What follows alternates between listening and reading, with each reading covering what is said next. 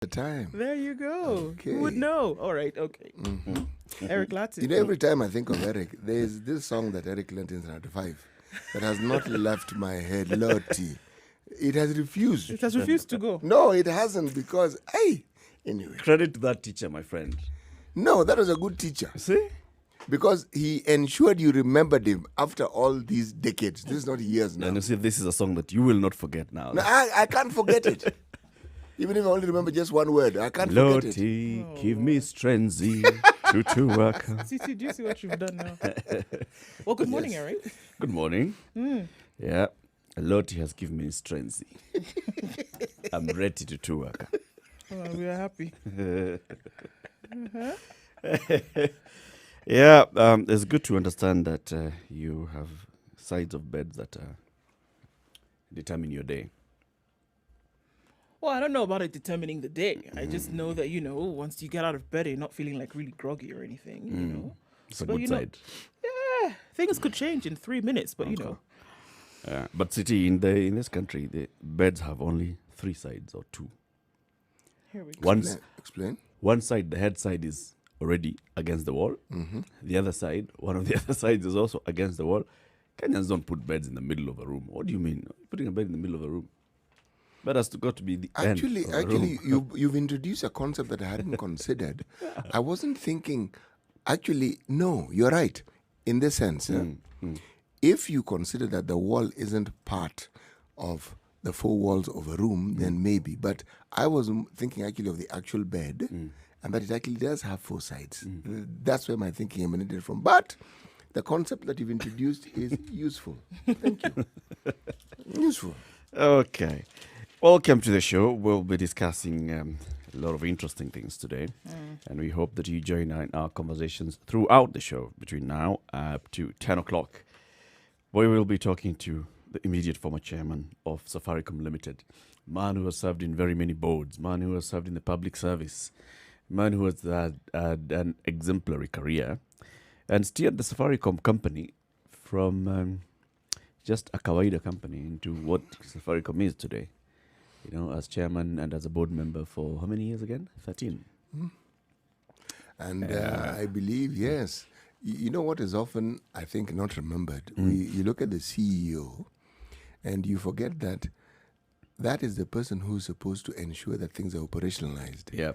But the people who steer and the people who are in charge of policy, if they get it wrong, there's very little the CEO will be able to make it right. Yeah, the organization just basically... Yes, the silent partners or the almost invisible partners who actually ensure that things work as they should. Yeah. That's the board. Yeah. And at the helm of that board, there's usually a chair.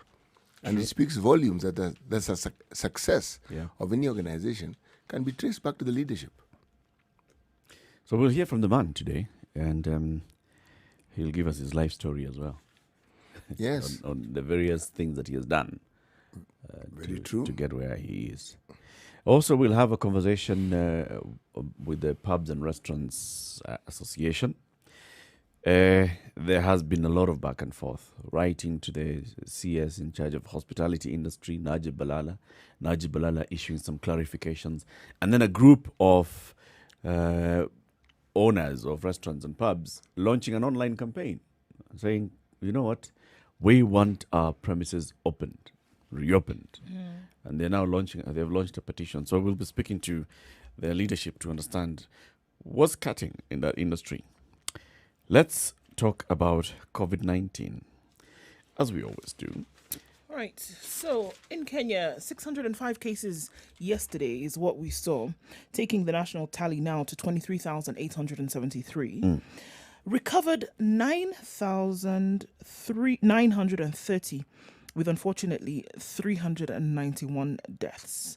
And we heard CS Kagwe speaking from the Kenyatta University yesterday, and talking about quite a number of things, but here concerned that, we could be at a point where this is now expected, that more and more cases would be realized. However, one thing that he did note is that, almost 500 people now have been put on the home care protocols, and he seems to be very happy with this. So the numbers continue to rise in Kenya. The numbers continue to rise around the world. 18.7 million cases now around the world, with a good number of 11.3 million having recovered, and unfortunately 705,000 deaths. We saw some good numbers coming out of South Africa yesterday, or rather, good news. And one thing, we mentioned this yesterday morning, but then we saw it also later on in the day, that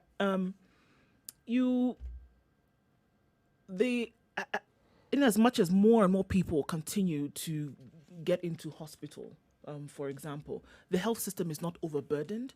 They are seeing a downward trend now in the number of cases on a daily basis.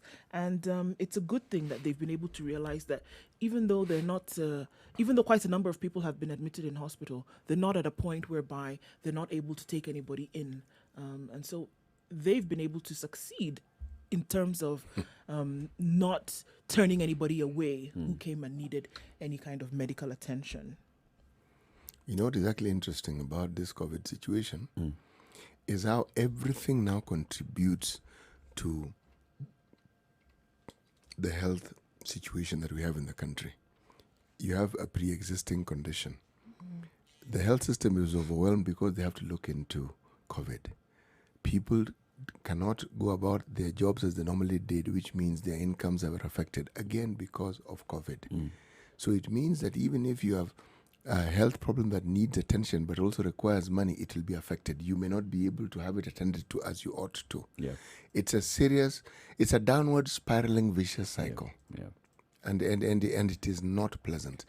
And then if you take it further to communities that we refer to as underserviced or people who are impoverished, the situation actually goes beyond the word dire.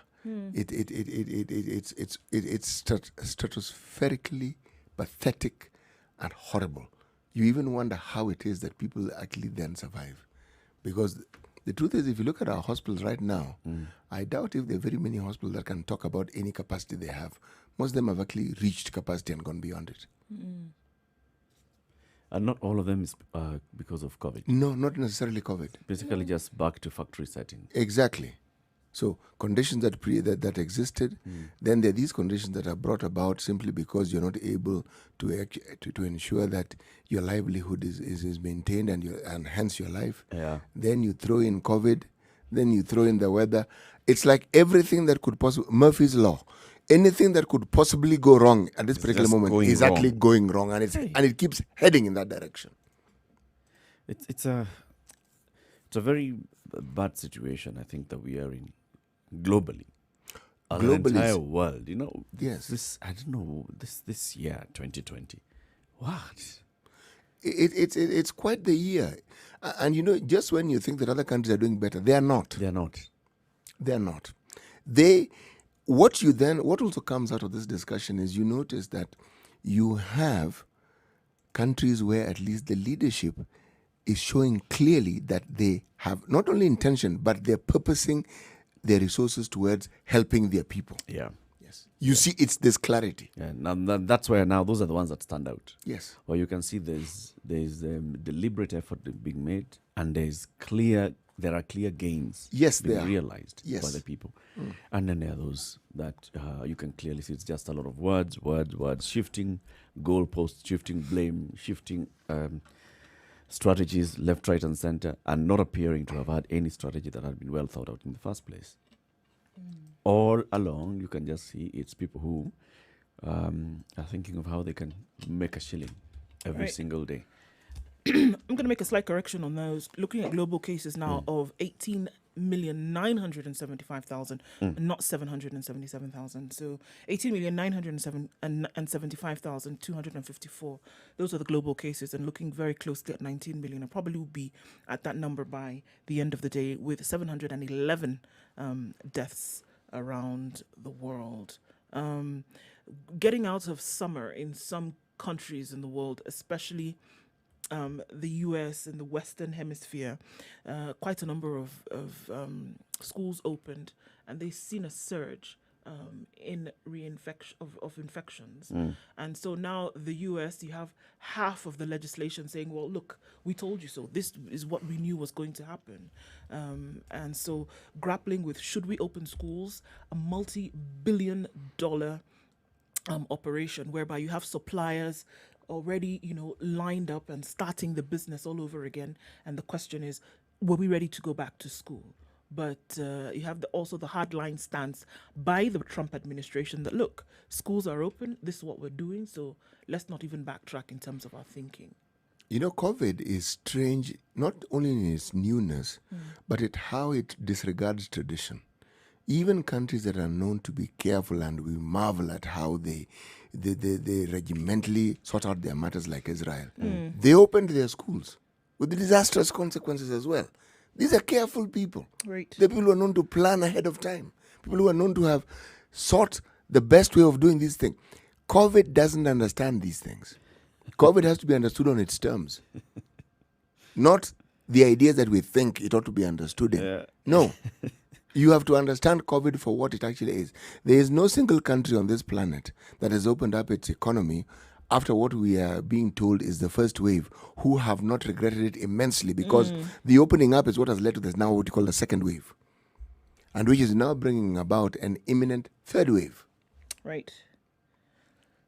So must you go through that experience yourself to understand that any newfangled crazy ideas may not work, that there's a way in which this virus works, and it's telling us how it works. We can see. Which is just trying to get through those motions, because you know clearly that you'll go through wave 1, wave 2, wave 3. So just speed it up. Do it now. Just do it now. Open, close, wave 2. Open, close, wave 3. All right. So how many more? Yes, and 7? then you can tell your people, you wanted us to open, we opened. We open, So you can see the consequences. Now we have to shut it again. You Yep. deal. Yeah, because also you have to remember that governments are dealing with human beings. That are Yes, thinking they are. completely Yes, they are. different. And the normal functions of government don't go away because of COVID. Oh, yeah. The normal demands also don't go away because of COVID. 6:15. This is the Situation Room, Kenya's biggest conversation. Let's take a break. We'll be looking at the weather, and then we start looking at the big stories of the day. Wherever you are, however you woke up this morning, whichever side of the bed you got up from, welcome. This is going to be an interesting day.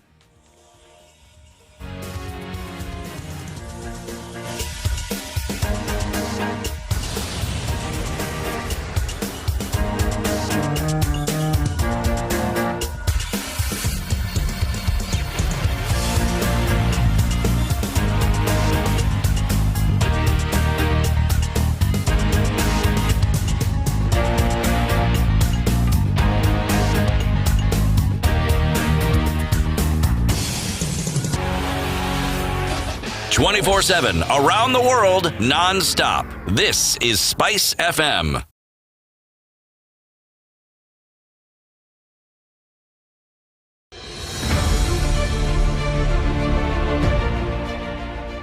It's been an uncertain couple of months, and we are still experiencing the effect of COVID-19 pandemic in our lives. However, we're bouncing back. Our resilience like never before has shown even brighter. And in our adaptation to a new normal, we find a purpose to believe in a better tomorrow. Which is why the Standard Group is bringing you the 47 million reasons. It's all about finding something and someone to be hopeful for during this pandemic. From first responders, mental health, unity to hope. We owe it to ourselves to keep going, getting stronger than ever. 47 million reasons, celebrating you and me. You are our reason. And we have 47 million of them. Brought to you by Radio Maisha, Spice FM, Vibes Radio, KTN Home, and BTV.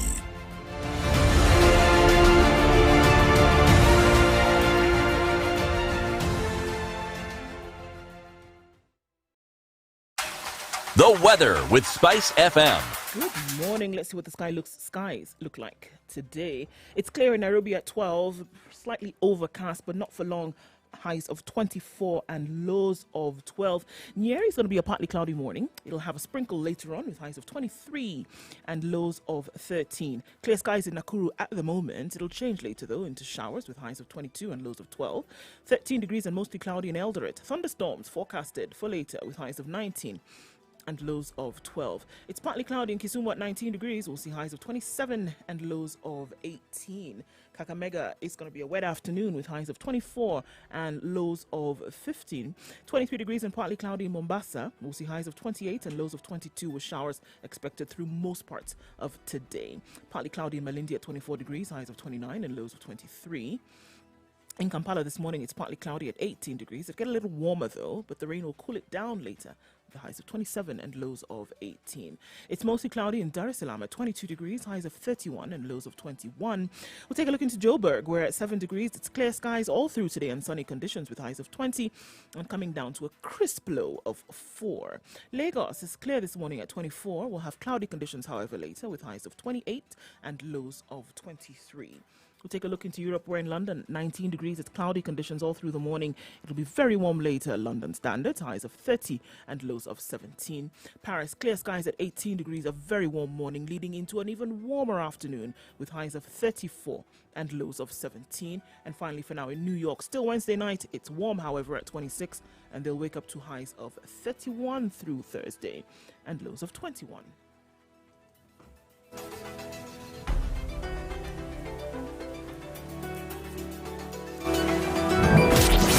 Pure golden sound and good talk. 94.4 Spice FM.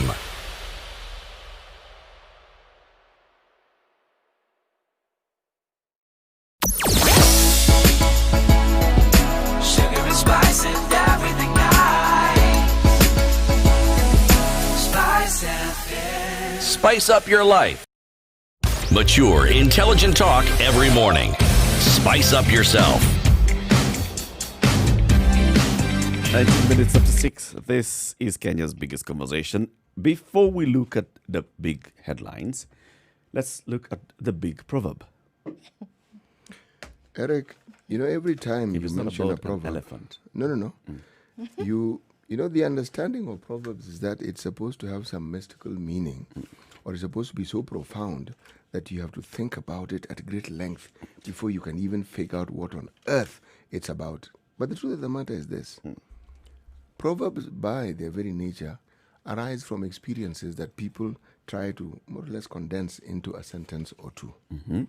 And that is why these African proverbs sometimes resonate, sometimes they don't, because it's like trying to put together the experience that some people have had and trying to ensure that it resonates with everybody. Mm-hmm. Now, that usually is, at the very best, tricky. Proverb. Very, very tricky. Mm-hmm. All right. Why don't, having gone into that great song and dance, why don't I tell you about today's proverb? This proverb, I am informed, comes from the middle part of this particular continent, in the Congolese area. Mm-hmm. Silence and noise are brothers.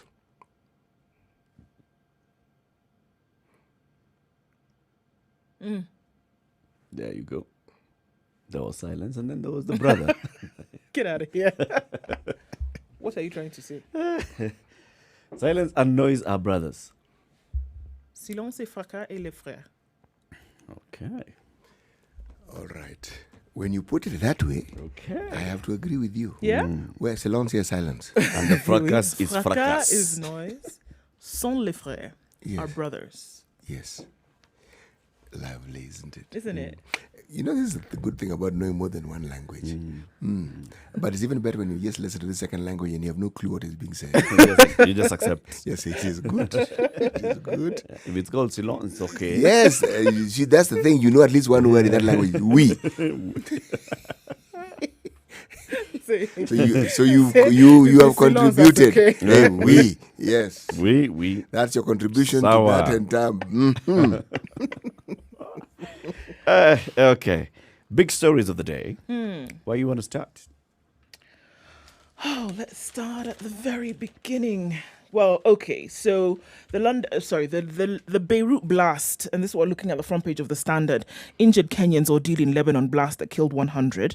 There's a devastation as Kenyans caught up in the Beirut tragedy narrate their experiences as Nairobi envoy reveals several countrymen were injured in horror incident that flattened parts of the Middle Eastern country's capital. We know that this happened a couple of, actually 2 days ago now, and Beirut is still reeling from the shock of this, and there are quite a number of conspiracies that continue to go on. But what the Lebanese government is dealing with right now is to really locate, first of all, the injured. It's 100 now. That's what the count is, likely to increase as they find out more and more of these cases. But, the country is still in a state of shock. The country already was in a state of, in many shock waves had, pelted through the country. But this was the one that almost, unfortunately, brought things to flattened status. Unfortunately, with this, a number of Kenyans were caught up in this fracas. Fred Kamau, unfortunately, was caught up in this, and they were able to speak about what really was terror. It was heart-stopping and something that can never be forgotten. He says that he first heard the explosion, he thought it was a bomb. It was followed by shattering blasts and buildings collapsing. He refers to it as something that you would only see in an action movie. So what we saw on TV looked like something that was in a movie, but then you can imagine the reality for many people that were right there in the middle of all of this. We've seen many videos that have come out of this, but it's quite huge in terms of devastation. And just a few of those details: caused by 2,750 metric tons of explosive ammonium nitrate stored at a warehouse. Ammonium nitrate is highly volatile. It's a highly volatile material used in agricultural fertilizers and bombs. 117 dead so far, 4,000 injured, 300,000 people left homeless. Hospitals report congestion complicating their fight against COVID. They had just come out of a 5-day lockdown, and then this happened. Lebanon declares a 2-week state of emergency. All port officials have been put under house arrest awaiting investigation. Lebanon custom chief says he ordered ammonium nitrate to be removed but got no response. Rescuers are looking for more bodies under rubble and in waters along the coast. So, actually, figures according to BBC this morning, they reach 135. What has happened is not really that different from what has happened with COVID in this sense. Think about the state of this particular government that could accumulate something so combustive, not store it properly. Imagine the thinking behind it. You would imagine that they would have understood since they were importing it, and I believe they did. But it can't be the only thing. Look at the state of Lebanon. Look at the way that country has been run. Look at the way it has been overrun by corruption and mismanagement. Now, it is truly unfortunate, but this is what happens. When you have a situation where the things that you ought to do to ensure that this state that you are in charge of functions well, if that isn't taken care of, then what happens is you have a situation that need not be a catastrophe, but it will turn into one. I mean, it's really sad that you say that, Sisi, because that's it. A Lebanese custom chief says he ordered this nitrate to be removed, but he didn't get a response. So he didn't follow up. When I listen to this, though, I hear same bureaucracy that you'll find in very many other parts of the world. Absolutely. That's the thing. I'm sure if we actually conducted an audit of how many things should be happening in even the big countries and that are not happening, you will find just that 6 years, no response, 6 years, get to a point where you're like, but it's okay. 6 Nothing years, has happened, so everybody forgets what that is, and then one day, just one spark causes what it's caused. Eric, I like the way you've put it because it means the problem never really goes away. Yeah. It's like sitting somewhere waiting to erupt. And it's the same thing because it's decision-making processes and how people treat things that they consider to be of importance to them, importance rather. Then you have a situation where the things that ought to have been done are now required. They come calling. There's nothing you can do because you are ill-prepared. Yep. Bureaucracies. I hear what you're saying about the inefficiencies of a government, about a government that is not responsive to its people. But if you look at the dynamics of the Lebanese government over the number of years, I'm just seeing this is a case of clear and total bureaucratic mess. You know, Eric, if Lebanon wasn't considered to be one of the epicenters of bad leadership and corruption in that region, then even this discussion wouldn't have taken this turn. But unfortunately, even before this accident, this horrible, terrible incident, that unfortunately has been at the fore. Even this issue of COVID, the complaints that the citizenry have had, the economy itself, their currency has gotten to a point where it has almost lost all value. Yeah. Okay. So, in essence, if you look at the West and the way they categorize these nations, one could say that it was heading towards being a failed state, as you call it. Okay. Yeah, without mentioning any part that they play in it. Anyway, go on. If indeed, for instance, you have a nation that has systems in place and they have a problem, you know, you start on from a different point and the discussion is different. Because despite their effort, and you can see the effort, this is what. And then you also see them taking off from where they are to try and resolve other issues. Yeah. But this one, it's just compounded a problem that already existed. It does compound that, but I'm trying to take ourselves back to a conversation where Lebanon is a very vibrant economy, very vibrant political system. We cannot compare Lebanon to Yemen, for instance. You see, if you think about people like Rafik Hariri and the way he was killed, and the kind of back and forth that Lebanese have, the Hezbollah hosting Hezbollah, they are bombed by Israel and they survive. It's not a failed state or anything close to that, or even actually it isn't. It is vibrancy of, but it's and the fact that people actually just the fact that you can see people coming out to the streets and expressing themselves, it tells you something about the system of government and the people, and their ability to respond, ability to take up, not arms, but, to rise up against their own government, speak out against their government, take action against things that they feel are not working. This is very different from very many other countries in that region. Eric, you are spot on. That's why my focus has been on the management and the politicians and the people who manage the country. Not the citizenry are exactly as you put it. They are vibrant. But the leadership has come under fire on many, many occasions.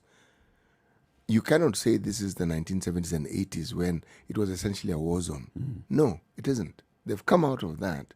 But again, it boils down to the things we keep discussing with regard to our own country, where you know what could be done to make things better, and you can see it's not being done. If anything, the complete opposite is being done. So it's from that perspective that I'm saying that indeed, the state that it's in and anything that is good is as a result of what the people represent. Yeah. So despite all these things, the people have faced these challenges head on. If the support had been in equal measure from the leadership, then you'd be talking about something quite different. And less interference from neighbors. That isn't going to happen soon. Another big powers. That isn't going to happen soon. Because that also determines, and I think there's a lot of control of who's in leadership in Lebanon from not just the Lebanese, From the West. but from other quarters as well.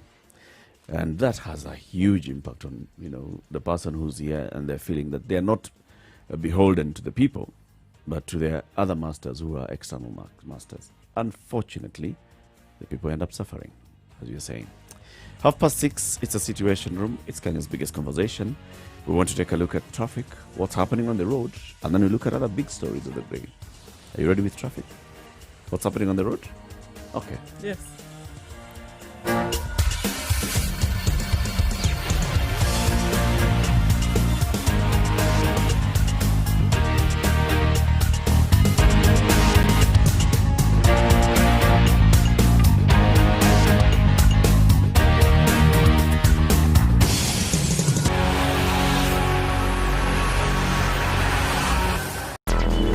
Traffic. Right, we're at that time of the day where everything is is moving along very swiftly. Komarok and then towards the Dandora area, traffic flow is busy, but it's moving. Kariobangi Outer Ring also moving very well this morning. Namanga Road at Kitengela traffic moving very well. Coming down the way to Mombasa Road and heading your way. Heading actually into the CBD. We don't have problems there. All right, let's look at Thika Road. Coming in and outbound, traffic is moving. It is quite busy, but it's not at bumper-to-bumper stage yet. Likely to get there because the construction still continues at certain parts.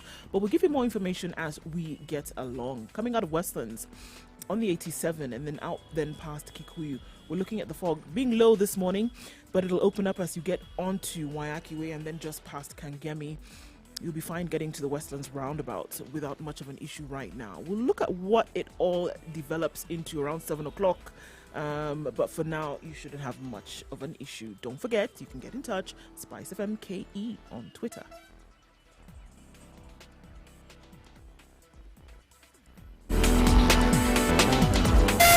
Spice FM, Malindi.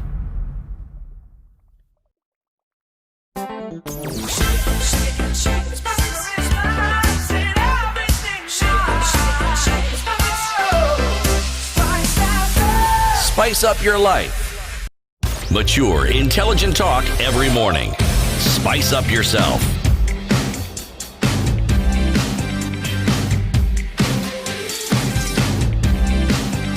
Mornings done right. 94.4 Spice FM, Nairobi. Stories in the papers this morning. Some are good, some are political, some are, quite interesting. Like, there's a story in the Standard this morning on why lemons, ginger, and garlic are all the rage. It's very clear we're fighting COVID-19, and we've been told that if you boost your immunity by taking in a lot of vitamin C, that's going to help you. So, lemons, ginger, garlic, price shoots off the roof. Page 2. A widow turns to obituary pages to demand justice 15 years later. This is a very moving story of a widow from Kirinyaga who lost her husband 15 years ago. And every year on the commemoration of the man's anniversary, she takes out an obituary and, just does a proper tribute to him, but also keeps saying, you know what, we still haven't found justice for what happened to you. The man was Wakili Daniel Wachira Kara. Not Kara, but Karani. Daniel Wachira Karani.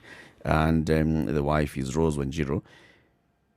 She is a teacher. He is a lawyer. And about 15 years ago, in 2005, their life changed forever on July 29th. Apparently, the man was working as a lawyer in around Kirinyaga County, and she was also working in the same region.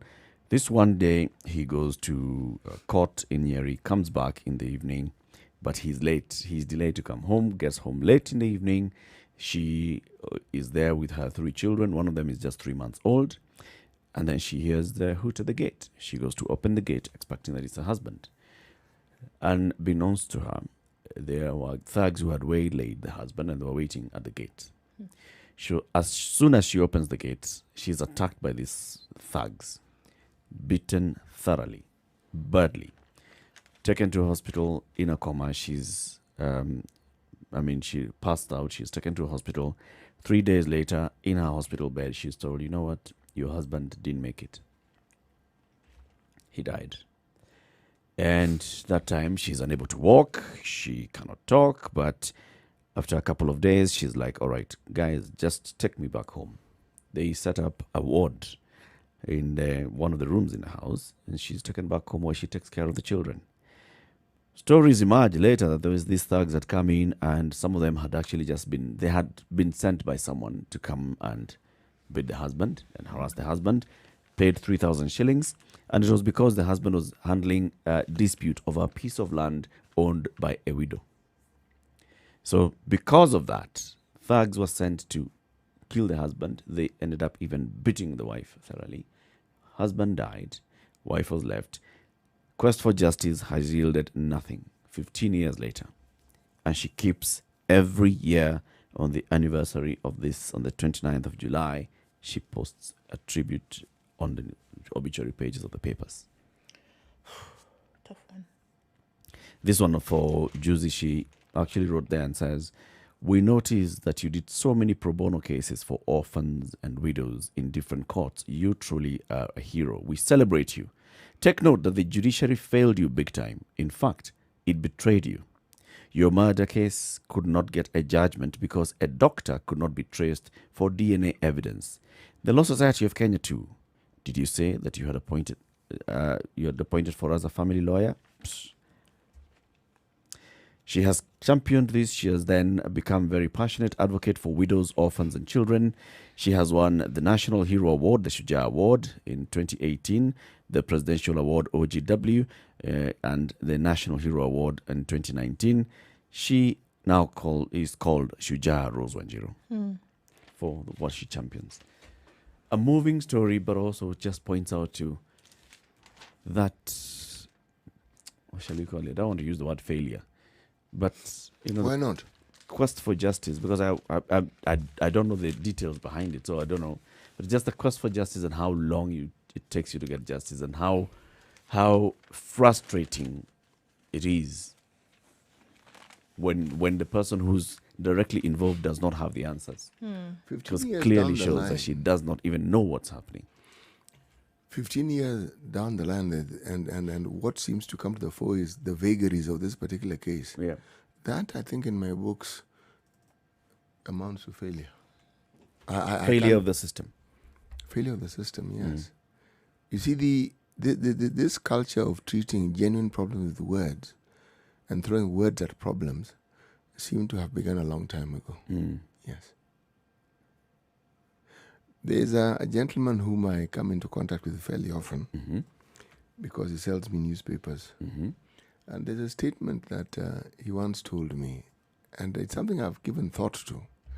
And he uses Swahili phrase. He told me, mnyonge hana chake.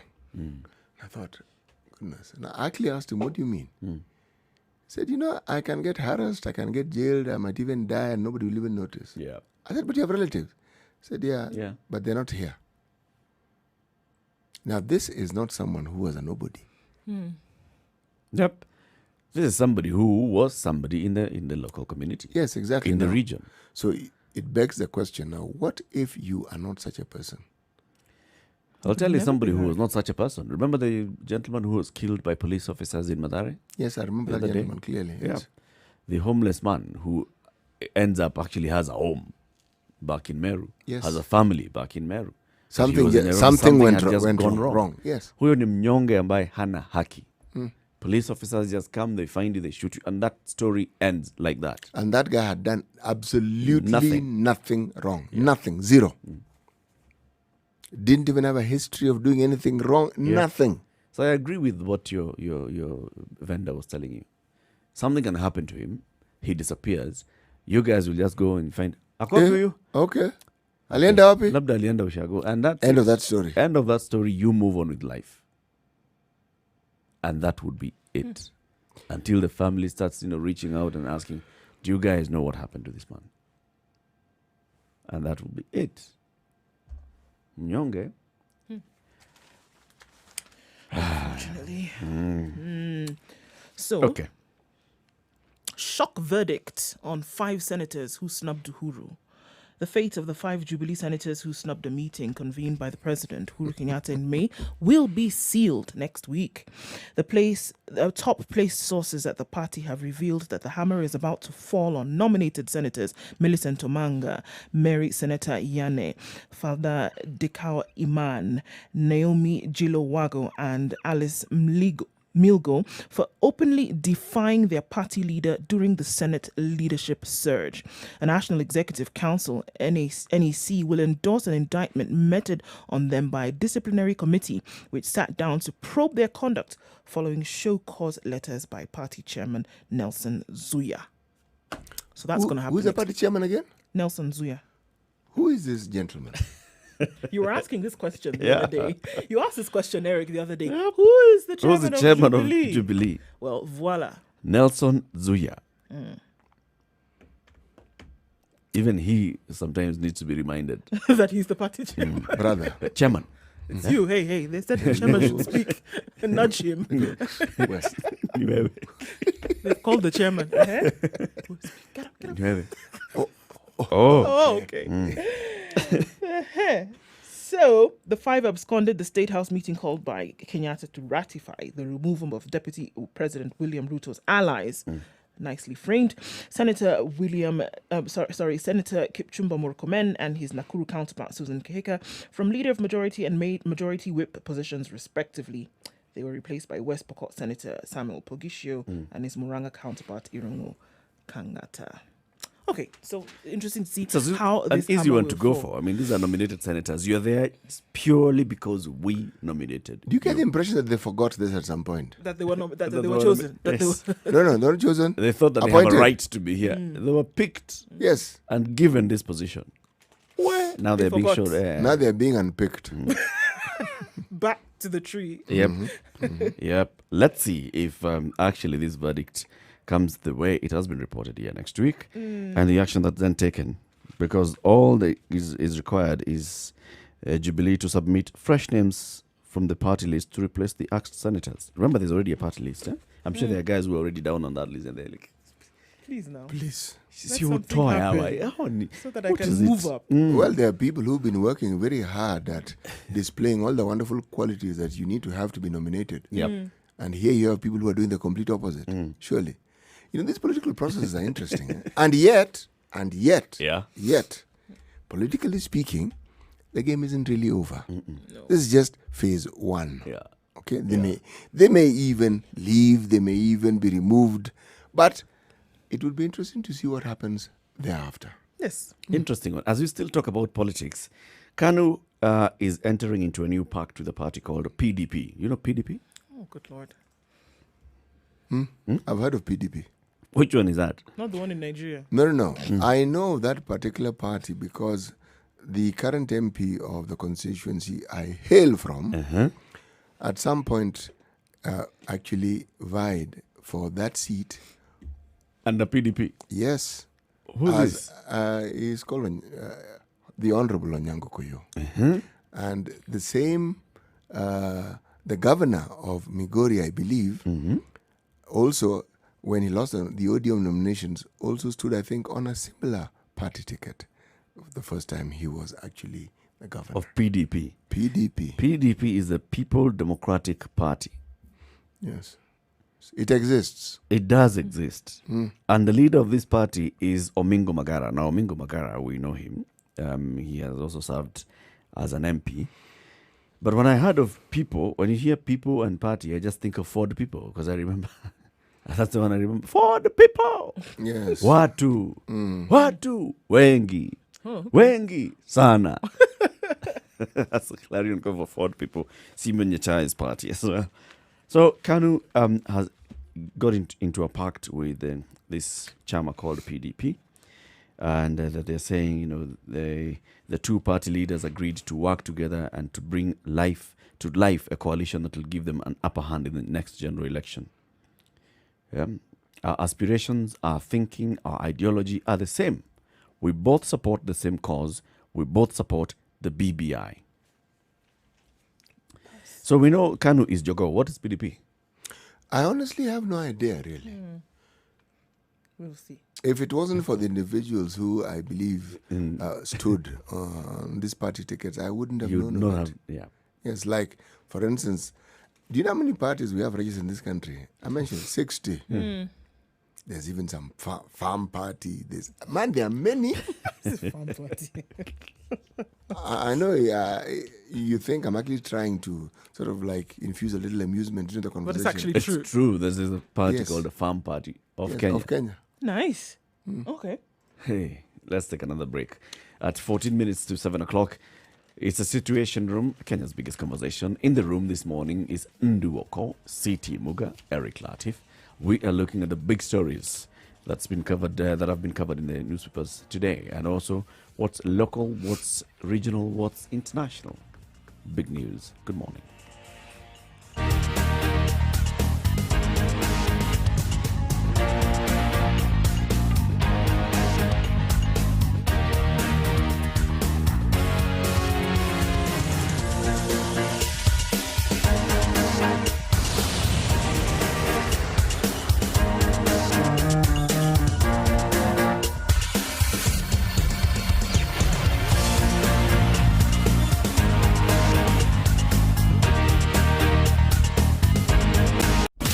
Classic soul, R&B, smooth jazz, neo soul, and nostalgic ballads. Make some noise. You're listening to Spice FM.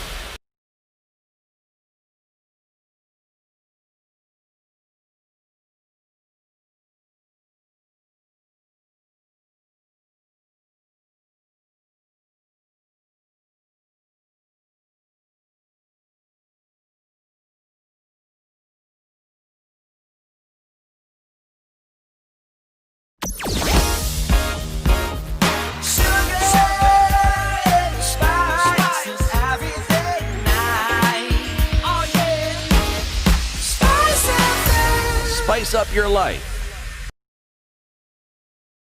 Mature, intelligent talk every morning. Spice up yourself.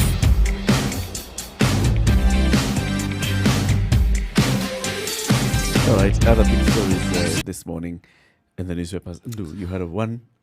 So, it seems that the Nakuru governor, Lee Kinyanjui, has said that the Senate is to blame for failing to pass the third generation county revenue sharing formula. In a statement released yesterday, Mr. Kinyanjui accused senators of fighting devolution by starving counties of cash. I quote, adjournment of the debate on the formula is a clear manifestation of the many intrigues that have dogged the process. It is time the Senate rises to its solemn responsibility of being the defender of devolution.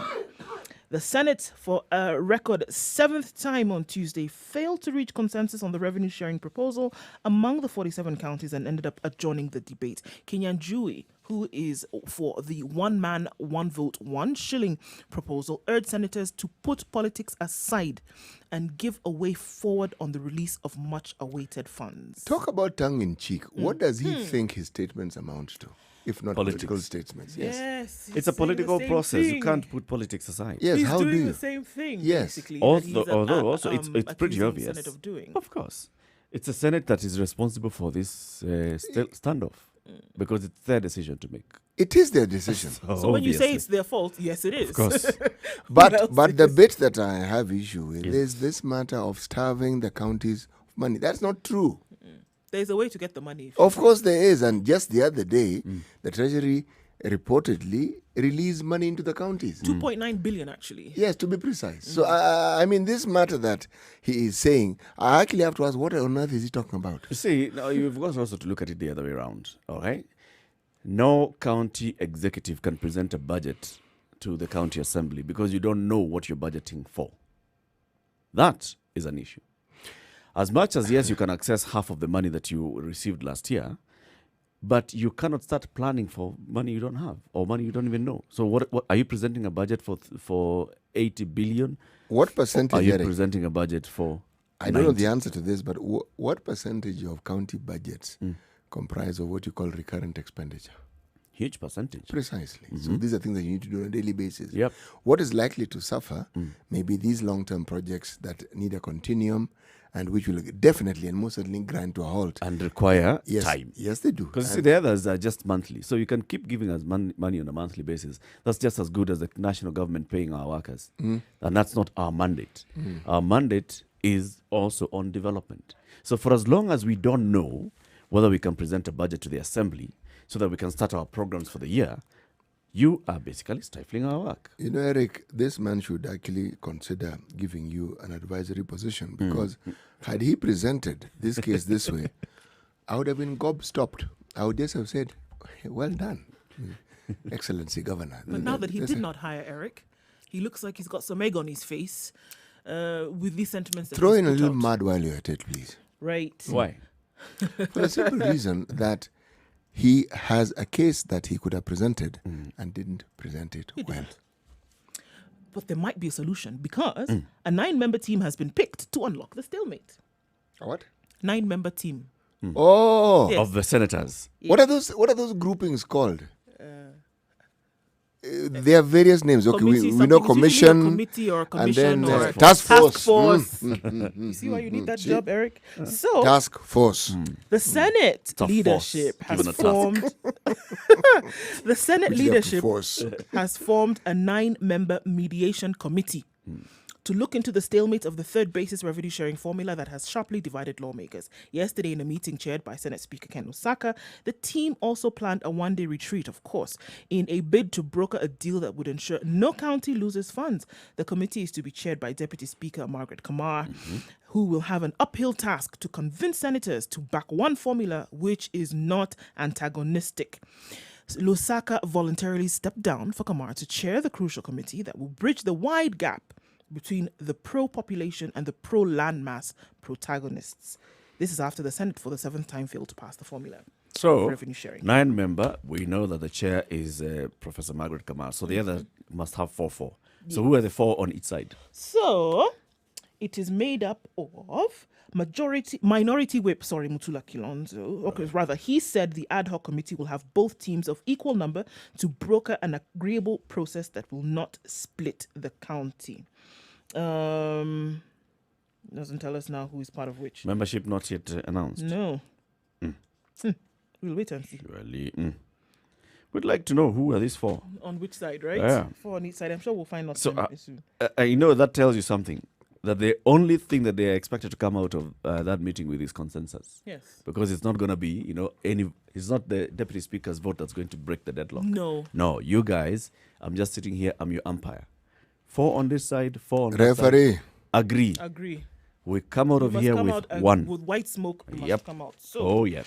And we were also seeing that the ODM leader, it's being reported yesterday, he's a bit about turn.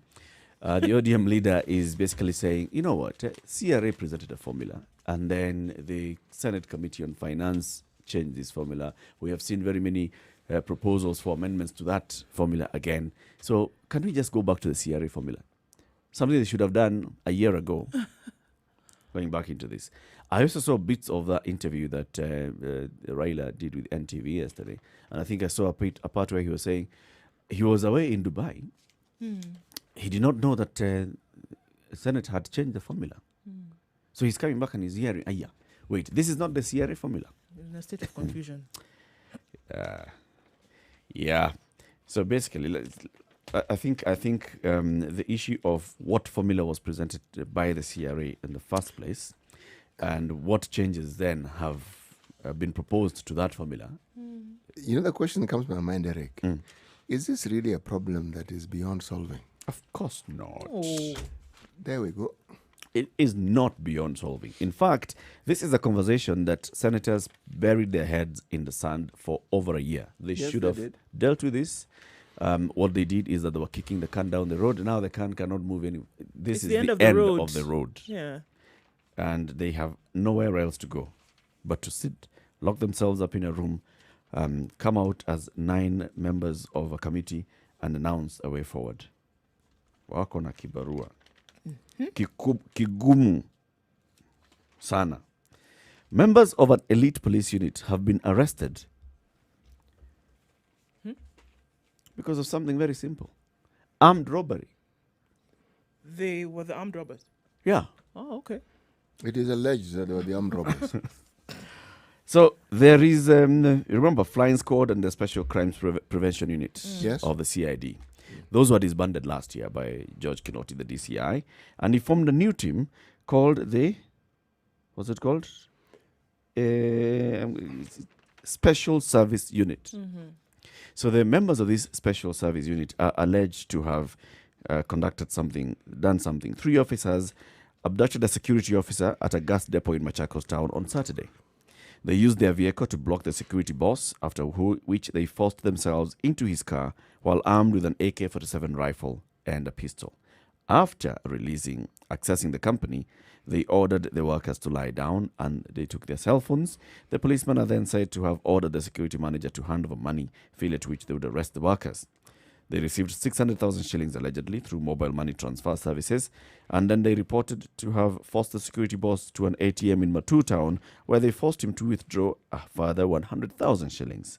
Out of the money, 370,000 shillings was transferred to an M-Pesa till number, an agent number, and 2 Safaricom lines in various locations, all which were traced back to the suspects.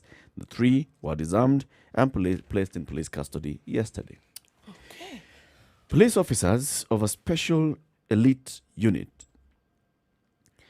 are alleged to have gone to this premise, used firearms, not covered their faces.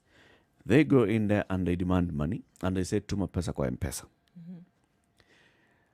Their mobile phones are on. Tuma pesa kwa M-Pesa. They go with this guy to an ATM, withdraw money. Then they go and transfer this 300, half of that money to M-Pesa till number, an agent number, and 2 other Safaricom lines, right? And these are members of an elite unit who know how investigations of such are conducted. Yeah. And at the end, that it's all traced. Okay, this mobile number, you guys were here, you're in the same location as the mobile number that was receiving this money, you're in the same location as the mobile number that was transferring the money, and you tell me these are elite. They are elite. They are elite. You see, what it points Should to... have known a little better, no? No, it's not that. They do know. They do know. But it's the depths to which the impunity within our security forces and within the certain arms of government, the depths to which that has sunk. Because these are people who clearly did not think or believe that anything would happen to them. So, it doesn't really matter because No, it didn't nobody's matter. going to do anything about this. It's the attitude Start with that what they things did. have taken. Just start with what they did. Yeah. Lie down. Kila mtu lala chini. Thuggery, basic, ABCD of thuggery. Yeah. Use your position and use it as brutally as you possibly can. Why? Because you figure nothing is going to happen. Nothing will happen. But to the you. thing also that comes to mind, we've had occasion when I, in particular, have said some unkind things about the police force and their inability to do anything. I remember one Irungu Houghton actually corrected me and said, but if you look at some of the cases where it's the police themselves who have come to the fore and have actually done what needs to be done. This is one such case where the police have actually acted against what? Their own. Their own. Meaning, we do have people within our police force, and I dare say many, who will do the right thing. And ensure that the information is leaked to the media so that you up the pressure. Yes. This case is out there in the public. So we know. So everybody now knows. Now we'll be asking, so what happened to those? Essentially, Eric, you mentioned something interesting because what it means is sometimes if that happened and no one knew about it, it would die. Yeah, it's possible to kill And it. those gentlemen could just get on with their lives. But the moment it's in the public domain, people ask for names, and I'm sure the names will also be leaked in due course. Yep. So this case isn't going to disappear. It is not dying. Keep the case alive.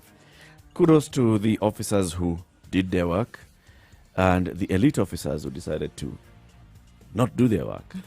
Hope you find yourselves in the corridors of justice. CT, top of the hour. Today's proverb from DRC or Central Africa. Well, talking about brothers, silence and noise are brothers. Le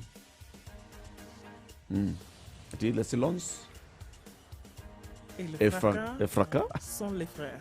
Bas, there you go. Sounds good when said in That's French. it in Yeah. French. Yes. Say it again.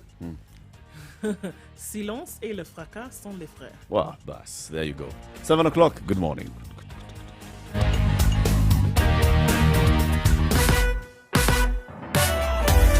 Sugar and spice and everything nice. Spice FM. Spice up your life.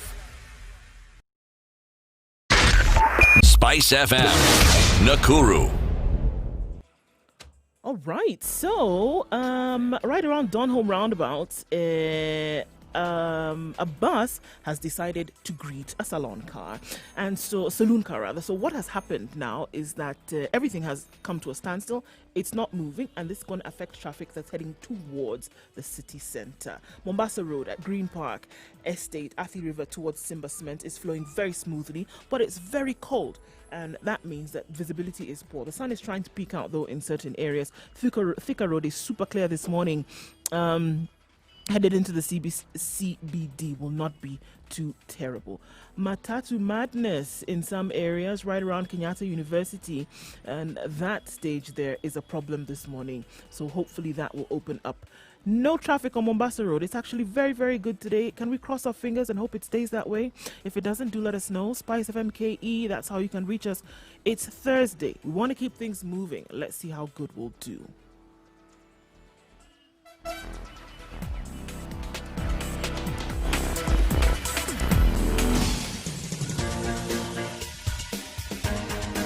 This is The Situation Room, the home of hard-hitting political commentary and penetrating insights about the state of the nation. This is a talk radio experience like no other. The Situation Room, a place for hard truths, debates, and elevated conversations. The Situation Room, witty, political, engaging, deep, controversial. In the room, we have C.T. Muga, researcher, academic, seasoned political observer, a fountain of wisdom in these politically uncertain times. Ndu Oko, Nigerian by birth, Kenyan by choice, communications expert, Pan-Africanist, a truth seeker and believer in people power, and Eric Latin, agent provocateur, the man in the chair, seasoned journalist, news hound, a man who believes in punching up, not down.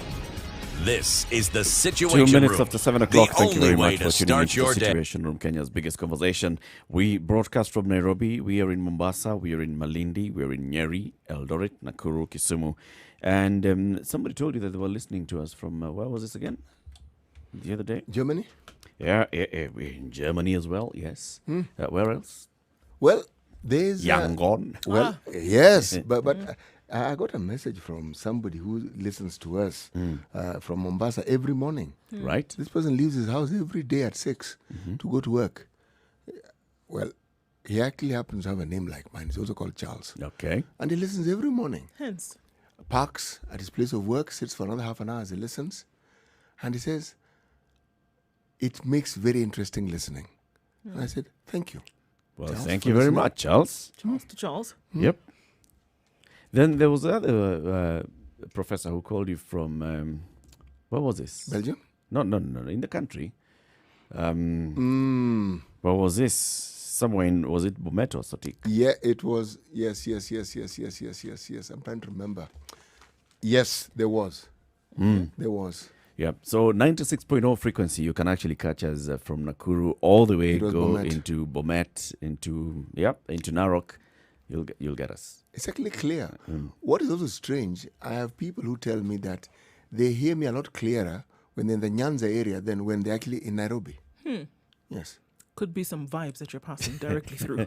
So when someone is in Nyanza, they hear city much clearer. Clearer. I was being told this last week. She said, I hear your program. It's not me. I hear your program is clear, and every morning I listen to it. She said, then I come to Nairobi and I have a problem. Yeah. Okay. Neck of the woods. There's something it does, you know. Yes. There's clarity. Yes, clearly. But is there no clarity in Nyandarua? There is. There is clarity in Nyandarua as well. And We you have hear John it who calls clearly. every Yes. morning. Yep. Everywhere in all parts of this country. In fact, even our friend Yegel, whenever he's in Where Wajir, did he go to? he calls in from Wajir. Yegel, we hope that you're keeping well. Please call us in and let's know how you're keeping. We know Whether very now well. he's in Matu Yes. or in Wajir or... We know it's clear in Kilifi. We know it's clear in Kwale. Yep. We know it's very clear in Mombasa. We do.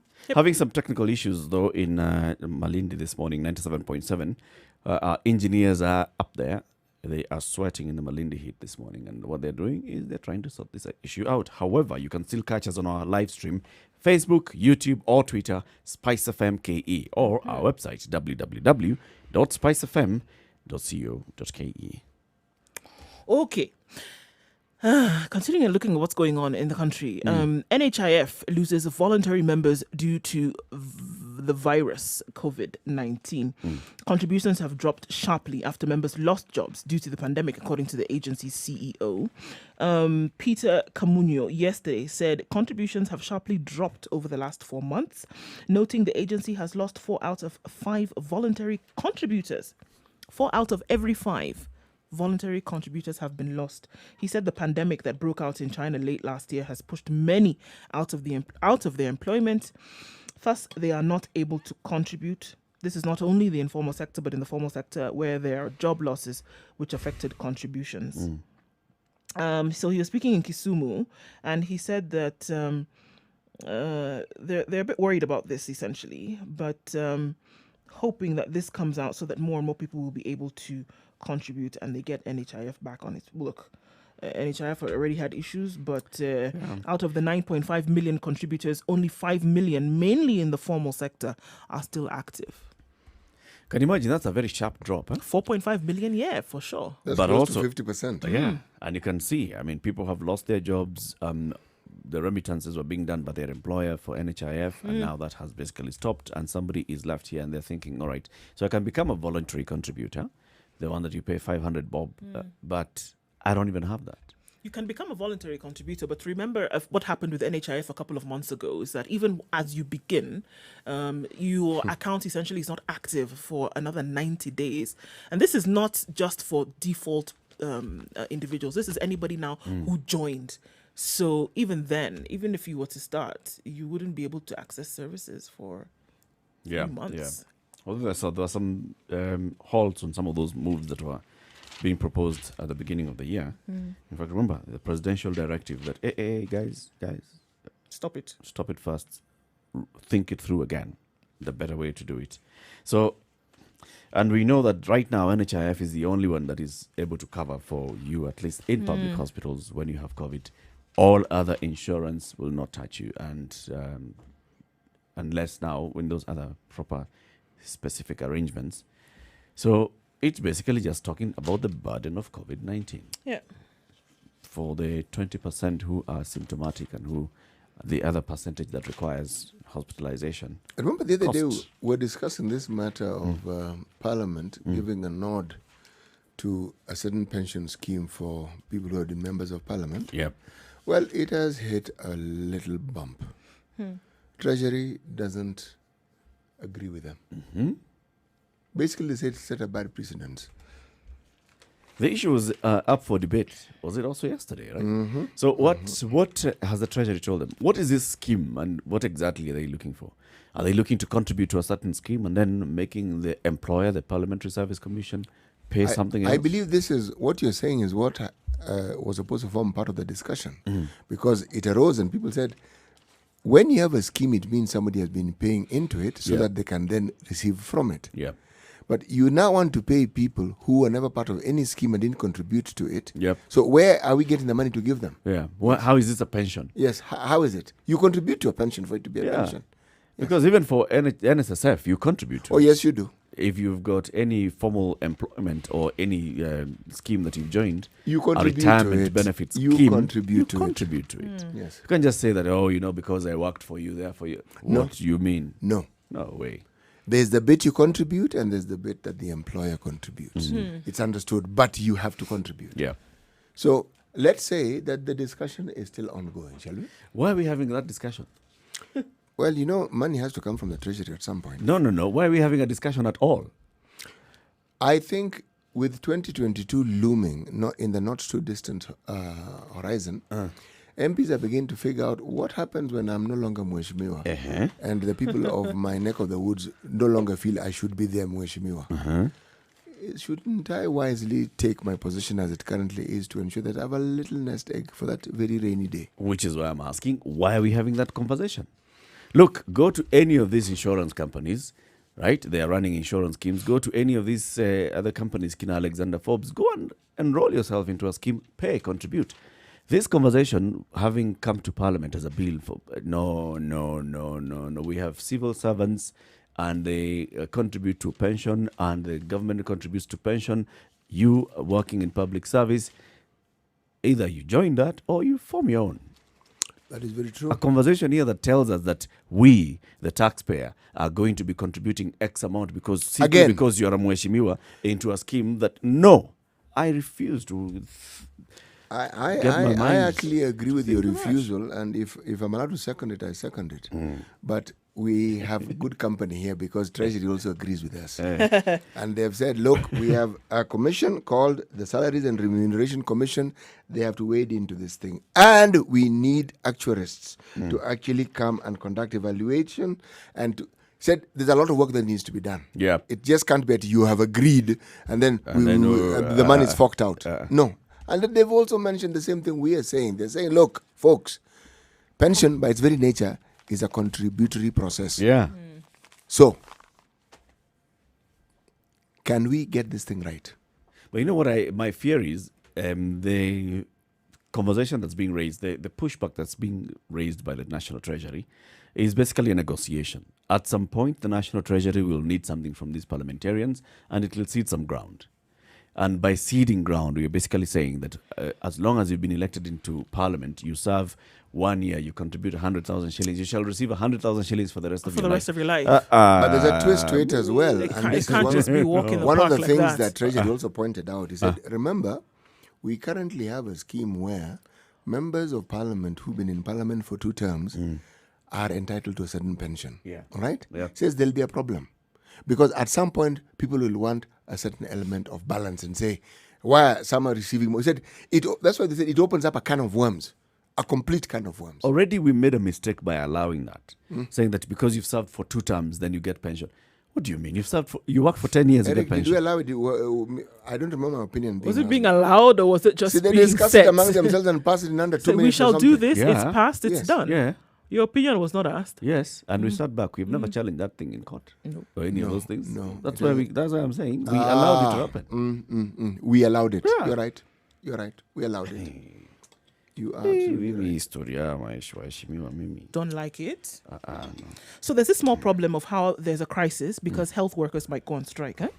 One would imagine with the grim reality of a fast approaching COVID-19 peak, hospitals and health workers could be in overdrive mode preparing for the battle ahead. But health staff are instead downing their tools and abandoning their workstations, threatening to shut down the entire healthcare system over, guess what?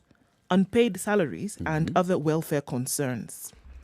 In Nairobi, the hotbed of the pandemic, the crisis is already unfolding with some 5 medical centers closed after workers contracted the virus. 720, that's the number of health workers who have so far contracted COVID-19, according to their union. Not been paid salaries, welfare is not being taken care of. We spoke to the chairman of the KMPDU a couple of weeks ago, and Secretary General rather, and he said, this is the situation. People are not being taken care of in terms of protective equipment. Salaries are not being paid. The promised in some allowances. areas. Promised allowances have not come. Insurance is still not been taken care of. Medical insurance has not been taken care of, as was the promise from the national government. This has not happened yet. So we're looking at a situation whereby in order to get some of these things done, the hard stance of downing tools might actually become a reality very soon. Tools have been down. The counties of Homa Bay, Kisumu, Siaya, and Mandera, health workers down to their tools. It's not that they are thinking and threatening. It's done. Right now, the individual who heads the Nurses and Clinical Officers Union has said that, something, they're not going to allow the members to be suffering and dying as a result of someone else's negligence and fault. Nope. So they've issued notice. Yep. August 10th, in 4 days' time, Pay us. or we down our tools. Seth Panyako, the Secretary General of the Kenya National Union of Nurses, says if the government likes the idea of Kenyans dying because they do not go to public facilities, then so be it. If the government likes that idea, so be it. It's okay. Now, the Ministry of Health has already said, you know what, this one, Pontius Pilate, bring me water, wash my hands. This is counties. Yesterday, CS Mutahi Kagwe said, the issue of health services delivery is a devolved function. So this whole back and forth, please direct you to the counties. It's not national government. Yeah, it's not us. That is for counties. This is not an issue that we want to respond to. This is an issue that, the counties should deal with. And therefore. By the way, the CS for health is right. This backpassing that our people are accustomed to, okay? It truly is a devolved function. Yes. And especially the workers' issues are now. Yes. It's the counties that are not paying their workers. Yes. And if you want to go the route of blame, then apportion it where it ought to be apportioned. Yes, because when counties get more money, should counties get more money? If counties get more money, it will be because other functions have been devolved. Because that function is accompanied by the money that is supposed to be for it. Yeah. Now, if this issue of health, it's a tiresome issue. You never have a break from it. You have to ask, what on earth? Remember, we had this same issue with Kirinyaga. Yep. And it was at the center of some of the issues that the MCAs MCAs. brought against their governor. And if you were to listen and look at some of the evidence that was being provided, it was clear there was a problem. There's something. Clear there was a problem. Yep. And why is it being replicated in so many other counties? You have the money, pay. Pay. Where's the I don't problem? understand. You They pay. complain that they don't have the money. Remember, counties have been complaining that, you know what, the National Treasury has not released money, so we are not even able to pay our workers. However, this is just one cadre of workers that's complaining. And it appears that maybe the others have been paid. And also, not all counties. No. For example, these counties of, I remember whenever we speak to Dr. Alfred Mutua, he says the first thing that I make sure I do Pay is salaries. I pay salaries and I pay especially the healthcare workers. He does. At this point in time, healthcare workers get everything that you need. So, same thing we've seen with Makueni County.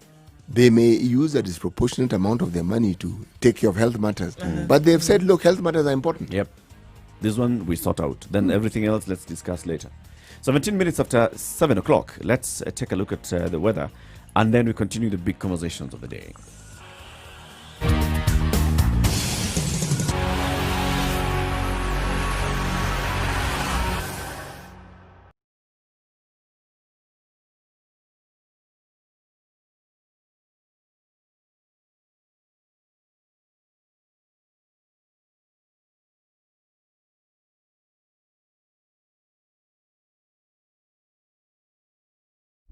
Classic soul, R&B, smooth jazz, neo soul, and nostalgic ballads. Make some noise. You're listening to Spice FM.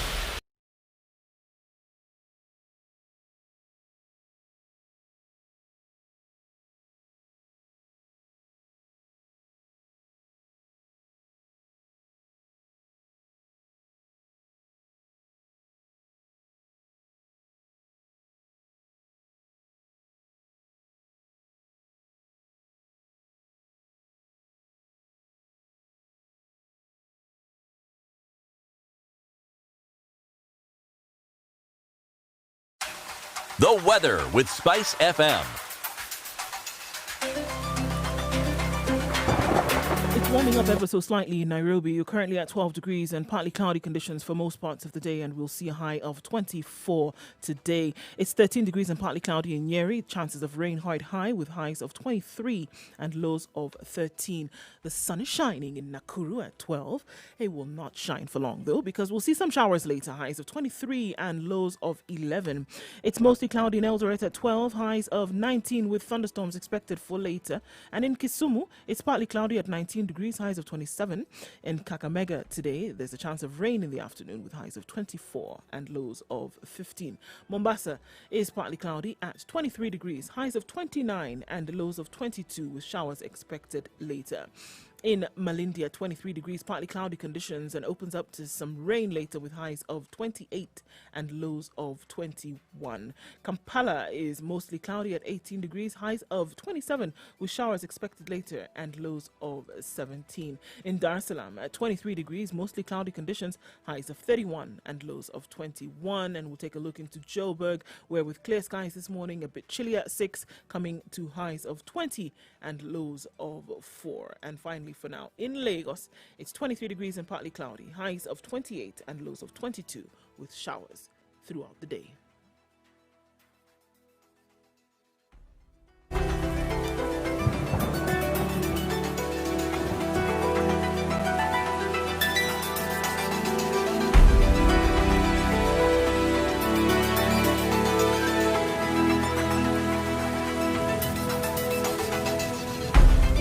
Mature, intelligent talk every morning. Spice up yourself.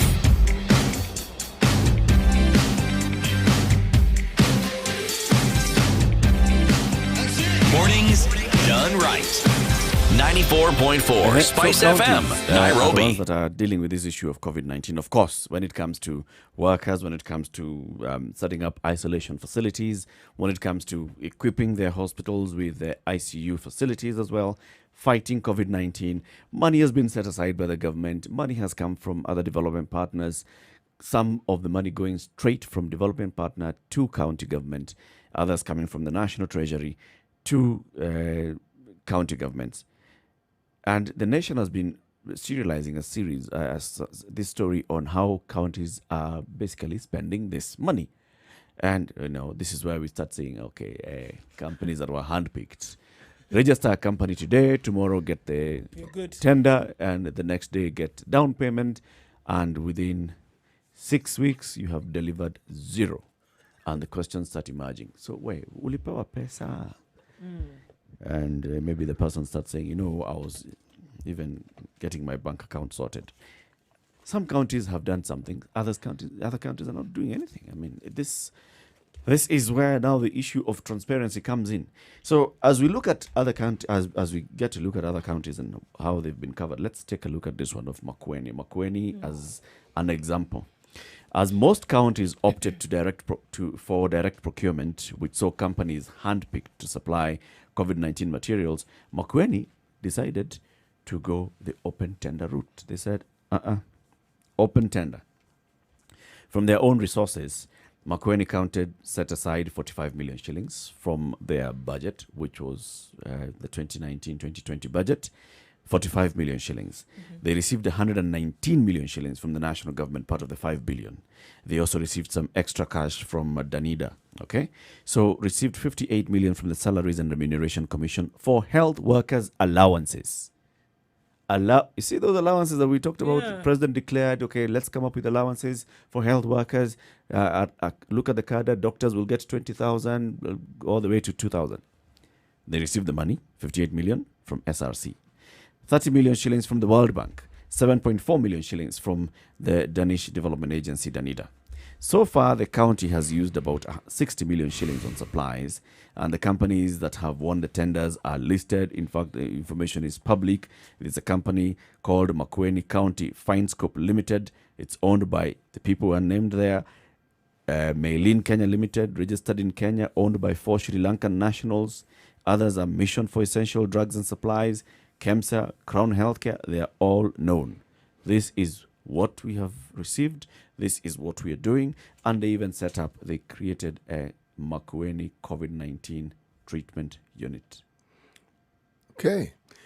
4 counties in the Rift Valley, namely Nakuru, Nyandarua, Baringo, and Samburu, who have a combined budget of 1 billion Kenyan shillings, have budgeted, well, separately, but it combines to 1 billion, Right. to actually ensure that they are ready to combat COVID. Let's start with Nakuru. They have a budget of 249 million. Their drugs and supplies, as indicated in the nation, has been supplied by KEMSA. The contractor is mentioned, and they are renovating Bondeni Sub-County Hospital. Bedding costs unknown. You will find that this features in each of these countries. Certain costs are not known. Yeah. When Hand washing information is stations, sought by yes, journalists, you are taken it's around. unknown, yes. Then Nyandarua. Yeah. Budget 240 million supplies, ICU beds supplied by Meds, renovation of ICU by Sonic contractors, ambulances and a double cabin purchased, gas supplied by BOC at an unknown cost. Now, I'm thinking of Nyandarua because we have someone who keeps calling us from Nyandarua. And his problem, the persistent problem, says water. We're a catchment area for water, but we do not have.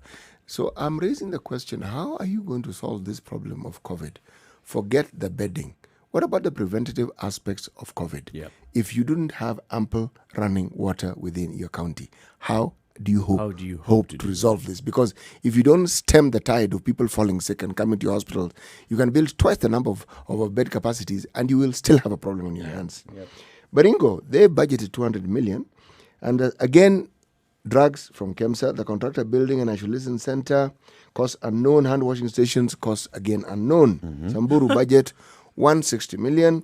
Renovation ICU by Olinur contractors, drugs supplied by KEMSA, ICU beds bought at 63 million. Training and health workers by Moi Teaching and Referral Hospital at a cost of 2 million. Now, if these are the costs that are being put aside in their budget for this, you then can argue that perhaps they're ready. But unfortunately, that isn't actually the case. because many of these are still works in progress. The devil is in the detail. Yes. Money has been set aside, procurement is happening, but is the work being done? Is the work being done? I Is mean, it can it completed? translate if you were to go, and would you be able to then look around you and say, yes, in actuality, these things have been done? And it's unfortunate that you have to ask that question. But I mean, historically, you've been often been told that, yes, certain things would have been done. But in this case, you have to see, right? To then actually believe. To believe it. Yeah, Well, this you have one to you have see to it to see. believe it. Oh, no, You have to for see. sure. You'll Because be to- anybody can tell you anything. How many unknowns did you mention, CT? I think I was counting, and I think I stopped at 7. Because there's certain amounts that would have been spent on certain things, and then they were unknown.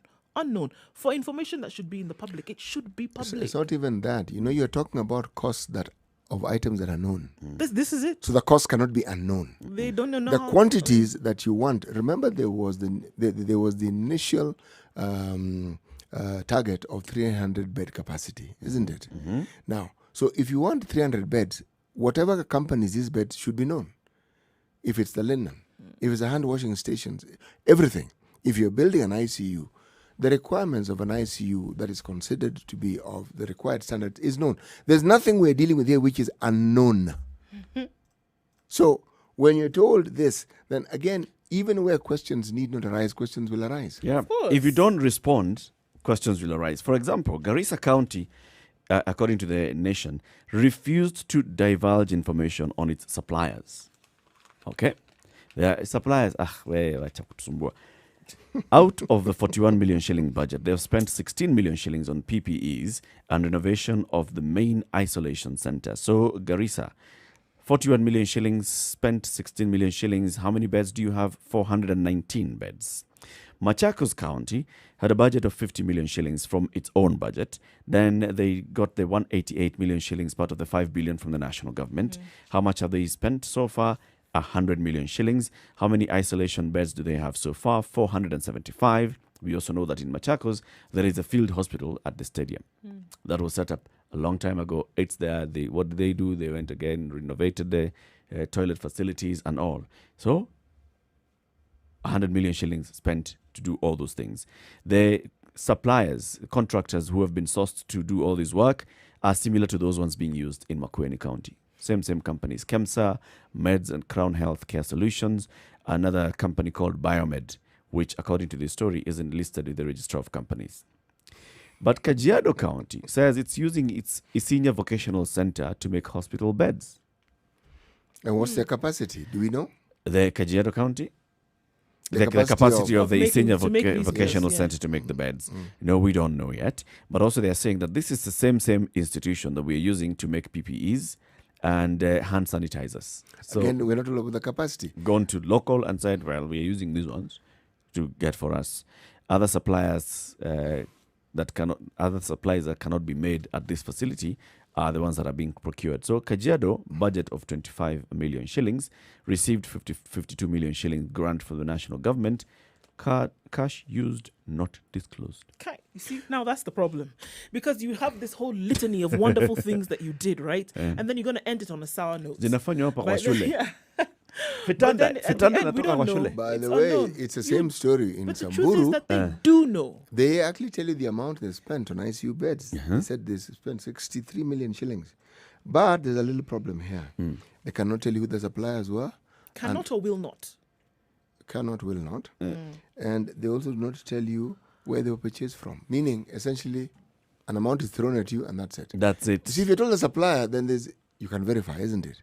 So the verification process has been obfuscated completely. You can't verify. You're just being, again, information just being thrown at you. It's choice for transparency, and this is where now governments feel like, you know what, I'll choose to disclose or not to disclose.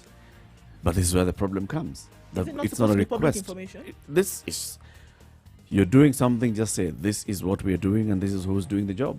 And this is how much you're spending. This is how much you've earmarked to spend in this particular project. Yeah, By the because the way- minute you don't, you're making people think that You're then bringing in there's something to other doubt. issues. Nakuru County had something very interesting. Bring us that interesting story after this break.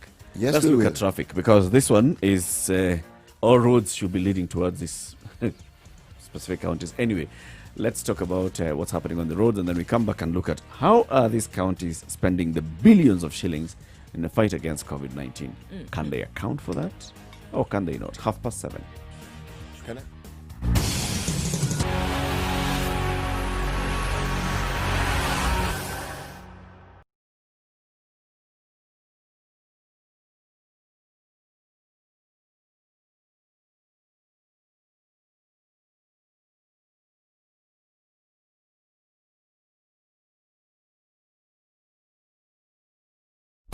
Classic soul, R&B, smooth jazz, neo soul, and nostalgic ballads. Make some noise.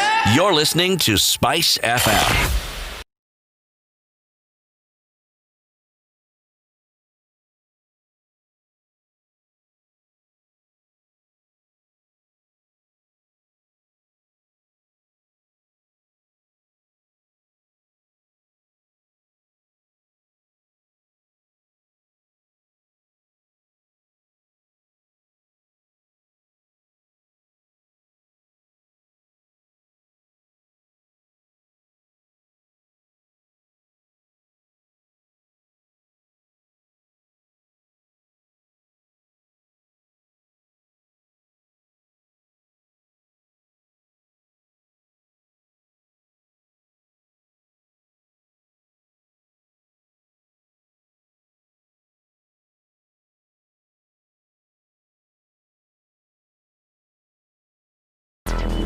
Traffic.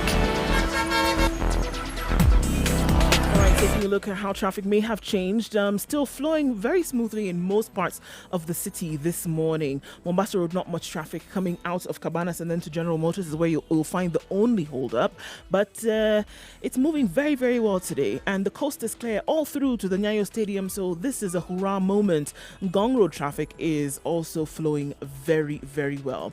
It's very misty on Mombasa Road at Daystar University. It's foggy. So you're being asked to drive carefully and take it very slowly this morning. We know that Mombasa Road is behaving very well today. That doesn't mean that you should overspeed. Tafadhali. Okay.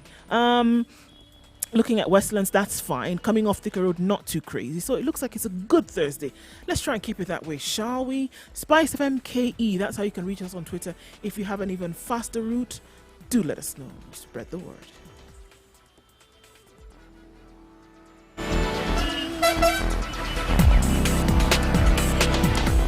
Sugar and spice and everything nice.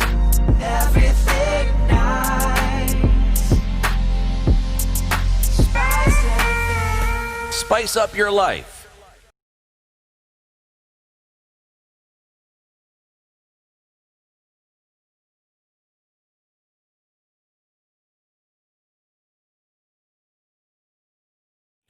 It is the right of every citizen in the Republic of Kenya to demand accountability and to get information from their government, especially when it comes to the fight against COVID-19. What do we need to know? We need to know what we ought to do. We need to know what the government has put in place, how we can access the government services, and we also need to know how our money is being spent. A lot of money has been earmarked to the fight against COVID-19, and this money is going into procurement of various services and goods that are required in the fight against COVID-19. This has been the highlight of a couple of stories from the nation in the last couple of days, and today's is no exception. You were saying that Nakuru has an interesting story, City. Yes, Nakuru has an interesting story in that they have categorically stated, the gentleman quoted at Mr. Kingori, that the county has not purchased any beds. And the reason is because the previous government had purchased many beds that were simply in storage, and all they're doing is removing the beds from storage to bring into use. That's why I say So it's the unique. already beds were there. The beds were there, they were just not being used. They had been bought, they were sitting there, and now that they've been told they need more beds, all that they're Okay. doing is just removing the beds from Remove the the beds. storage that, yes. That's why I said it's a unique story. So the previous government had bought beds, but just like Katana River, we don't know where to take them. I think these... We don't have infrastructure. no. We don't have a building. Yeah, A government had decided we want to buy beds for hospitals. And then they buy beds and they're like, Sasa hii tutapeleka wapi? Just keep them in the store first as we build a hospital. But we do know that in Nakuru there was an unknown amount that was spent for bedding. right? It's not even that. So this is for linen. Yes. Okay. Unknown cost. The cost is unknown. Yes. All right. So so the bedding and the linen now to go with those to beds go with the beds that, that have had been in been done by storage. Kindu Oh, okay. Diambo So that government. kind of makes sense. But it's not only that, Ndu. You see, the thing is, Nakuru have been constructing a level 6 hospital, okay? And it's still under construction. So this was in anticipation of the 1,000 bed capacity that that they had earmarked and they were focused on. So they had planned. okay, wait. But they still hadn't finished construction. No, even as we speak, they haven't finished construction. But COVID then came, but beds had been bought. I have plans to buy a car, so I'm starting by buying Tires and fuel. I'll Put them in jerrycan. storage. Yeah. Jerrycan. My of car is fuel. coming. Yeah. It's in the high seas. And there's paperwork to show that the car is actually I in already high left seas. Japan. Yes. In fact, it's somewhere in the middle. I already left Japan. It's in In fact, what you've actually even bought is not even the tires, it's the spark plugs. and you've actually even put a shed for that particular car in anticipation In of the car. anticipation. It's called forward planning. This is a kind of thinking that you have in our government. It's the same government that went and, remember the way they went to Thika Road and painted an entire lane from Githurai to the city center and said, this is for BRT buses only. Was that they And painted pink, red? it's a pink. Is it pink? Is it purple? No, What it color got, is it that? got rained on, but And it then looks it red. became red now. That time, we are going to announce a tender for provision of buses Till tomorrow. in 6 months' time. But you've already done the. You've done the line. You've done the lane. It's called forward planning, Eric. This is it, eh? It's forward planning. So it was the Meanwhile- same thing. Yes. We spoke to John in Nyandara a couple of days ago, and he was quite bitter over this water issue. Yep. 240 million shillings is the amount of money that Nyandara County has set aside to combat COVID-19. It seems to be the best prepared in the region. Is Now, it? if we're going to go along with what John What's has the told, region? Rift Valley. this Rift Valley Okay. area, right? If we're going to go with what John was saying and that there's no piped water, one of the basic elements that you have to deal with in the fight against COVID-19 is running water. So I am left to wonder if they are really this prepared, and if what we're hearing is totally different, if then they are really, the money that they have said that they were going to spend, everything has been ticked in terms of we know how much it is and how much was going to be spent and what has been applied to it. Nyandarua has running water. We're not talking about tap water. Nyandarua rains daily. That is running water. Just stand there and It's running from the sky. extend your hands. Well done. Okay. I think There the are very reference many- was to piped. There are Please, rivers. Eric. Please There be are very rivers careful. in Nyandarua. That's running water. Okay. What are you talking about? So, obtaining information, look, across board, all these things that we've talked about for the last 15 minutes, obtaining information seems to be a tooth-pulling exercise. Oh, yes. Because this information is not readily available, and neither are the holders of this information accepting to give it. In Baringo, the health executive and her chief officer refused to give details of contractors and suppliers. In Nyandarua, health executive Dr. Mungai readily gave the information they required and even took people round the centers. And it also happened in Samburu. Now, this is what I was saying. If you find that individuals are being a bit cagey about this information, then immediately your radar is going to flip up and say, then there must be something wrong here. Money that was supposed to have been spent either was spent in a wrong manner or was not spent at all. If you say that we've bought 1,000 beds, I would expect that if we went round and wanted to see the beds, we could see, You'd the, see beds. the beds. But if you see empty space, then the next question that comes into your head is, okay, so was the 16 million or however many million actually then spent on said beds? Why do we continually Should we have these discuss the questions relationship being asked? between maybe journalists and the governments and the manner in which the questions are asked? Because sometimes someone can ask you a question and you can see clearly that this person is asking, This guy's combative. yeah, he's combative. Okay, He- but if I he's ask- he- if I he's here came to and find ask- fault. if I Eric, came and Eric, asked- wewe uoga kweli? I mean, You could have asked, is there tapped water available in the place you live in? This is a nice question. So the issue of having a regular bath can now follow. But if you just ask, I mean, that Do you person really that shower? Essentially, you've been told you smell. you think I'm going to answer that question? So there's, and I'm saying this because as we were talking about this, I remembered an audio clip that had been recorded, and this was the governor of Wasingishu responding to a query from journalists. Remember that? Oh, yes, I remember that And it was about the same Beds. COVID-19 and beds capacity. And beds. And, the way the governor was like, come on, look. This, if you want me to take you, I'll take you. But the way you're asking the question, you're asking as if you're saying that we have done nothing, and so I should prove to you that I've done. Okay, wait. Are you? He What felt, exactly are you doing? He felt that Yes. the journalist was already imputing improper motive from the framing of the question. So are you saying that, just, not just the journalists, but even public across board is already has a tainted view of what they expect? So you kind of expect that, number one, either money is being mismanaged or Would you call it tainted or would you call it realistic? Okay, so so now that's the thing. Somebody who's sitting in the position of answering the question is going to then say, these folks are already coming at me with their own reality. Yeah. Without even giving me an opportunity to say otherwise. So you've already come with a certain opinion in mind. And it could be that it's the absolute opposite. But if you come at me in that manner, then I'm likely not to give you the information that you're looking for. Anyway. And then the narrative becomes that we're being cagey. That's the Exactly. mindset. So now I'm not telling you. Let's see what In you fact, do. it's unknown. Kwenda. I'm not telling you. So it just becomes a rat race, because then you start saying, okay, these individuals don't want to share this information. And at the end of the day, the story is that COVID money was stolen. However, though, the leadership has a responsibility, and you should take your responsibility seriously. I So agree, it's that okay. regardless Whatever of the you're attitude asking, that comes however at you're you. asking this question, you're asking a question about something that should be in the public domain. Here's the information. Now you go and break down the information. It shouldn't involve emotions. What do you want to know? You want to know how much we have set aside from our budget? This is how much we set aside from budget. Records are there. We took it to the county assembly. County assembly approved. You want to know how much we received from the national government as a grant? This is how much we received. How many beds have we set aside? What's our bed capacity? This is our bed capacity. Where are these beds? In this, and such another place. Go and find out for yourself. Go and do the verification by yourself. Or if you'd like me to accompany you and show you, I'm ready and willing. But it does not give an excuse to any county government or any government at all, even at the national level, to say that I'm not giving information because of how you asked it. The question. It's not an issue. Kiambu County officials refused to respond to queries on how they are spending money meant for COVID-19.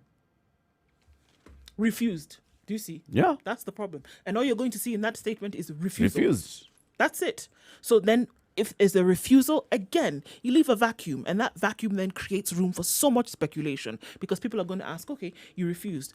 If it's because of the way I asked the question, it's not reason enough for you not to share that information. So what comes out of that is that, number one, there's something to hide. Number two, you didn't use it as you were supposed to use it. And so then there is a problem.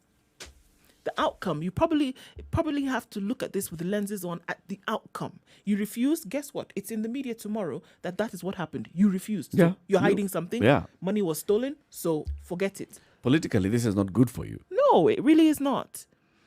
The narrative out there amongst Kenyans is that a lot of COVID money has been misappropriated. There is absolutely nothing you're going to do short of showing people PPEs, showing people beds, showing people ambulances that will make them believe that it has not happened. Yep. Aside from showing them that stuff or coming out and being pop and plain, as transparent as possible, people are going to continue with that narrative. Money was sent, it was stolen, it has been misappropriated. And until and unless you make that different and show them clearly that this is what has happened, that narrative is something that they're going to continue to peddle until this time what I ends. see as interesting is that there seems to be a competition within county and national government circles to see who can actually pilfer the most. Yeah.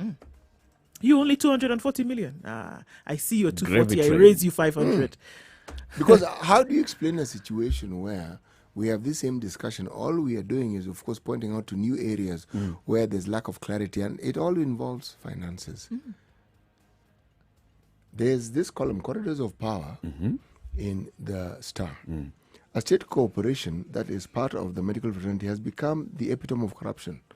A cartel led by senior officials is reportedly collecting at least 5 million weekly from clients seeking approvals from the entity. The cartel boss, who hails from Nyanza, operates with impunity and has been making some approvals without due certification processes. Members of the public who have fallen prey to this cartel are appealing to the health CS Mutahi Kagwe to disband the agency's board and invite the Ethics and Anti-Corruption Commission and DCI to conduct a lifestyle audit of the agency's top directors. Yep. And this story has been proudly sponsored by the opposition cartel. Well, this one, when you say corridors of power, it's actually under political gossip. Who is doing what and where in the world of politics? Yeah. How that information ends up in such places is because it's been highlighted by somebody who's feeling rather miffed. Ooh. And it's not because not always because that they really care for public good, but it's because they want to get these guys out, and so you come in. But the point is that there's something happening in this organization, Something whether is by this cartel or by Another cartel. Another cartel, there's something happening. 14 minutes to 8 o'clock. It's a situation room, Kenya's biggest conversation. 0719-012-600 or Spice FM KE, Facebook, YouTube, Twitter, and Instagram. Join the conversation.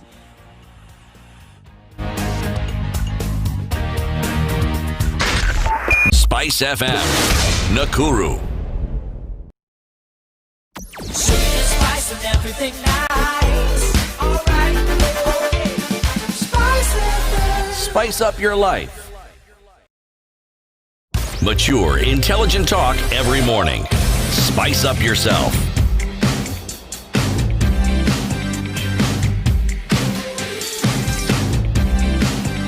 Mornings done right.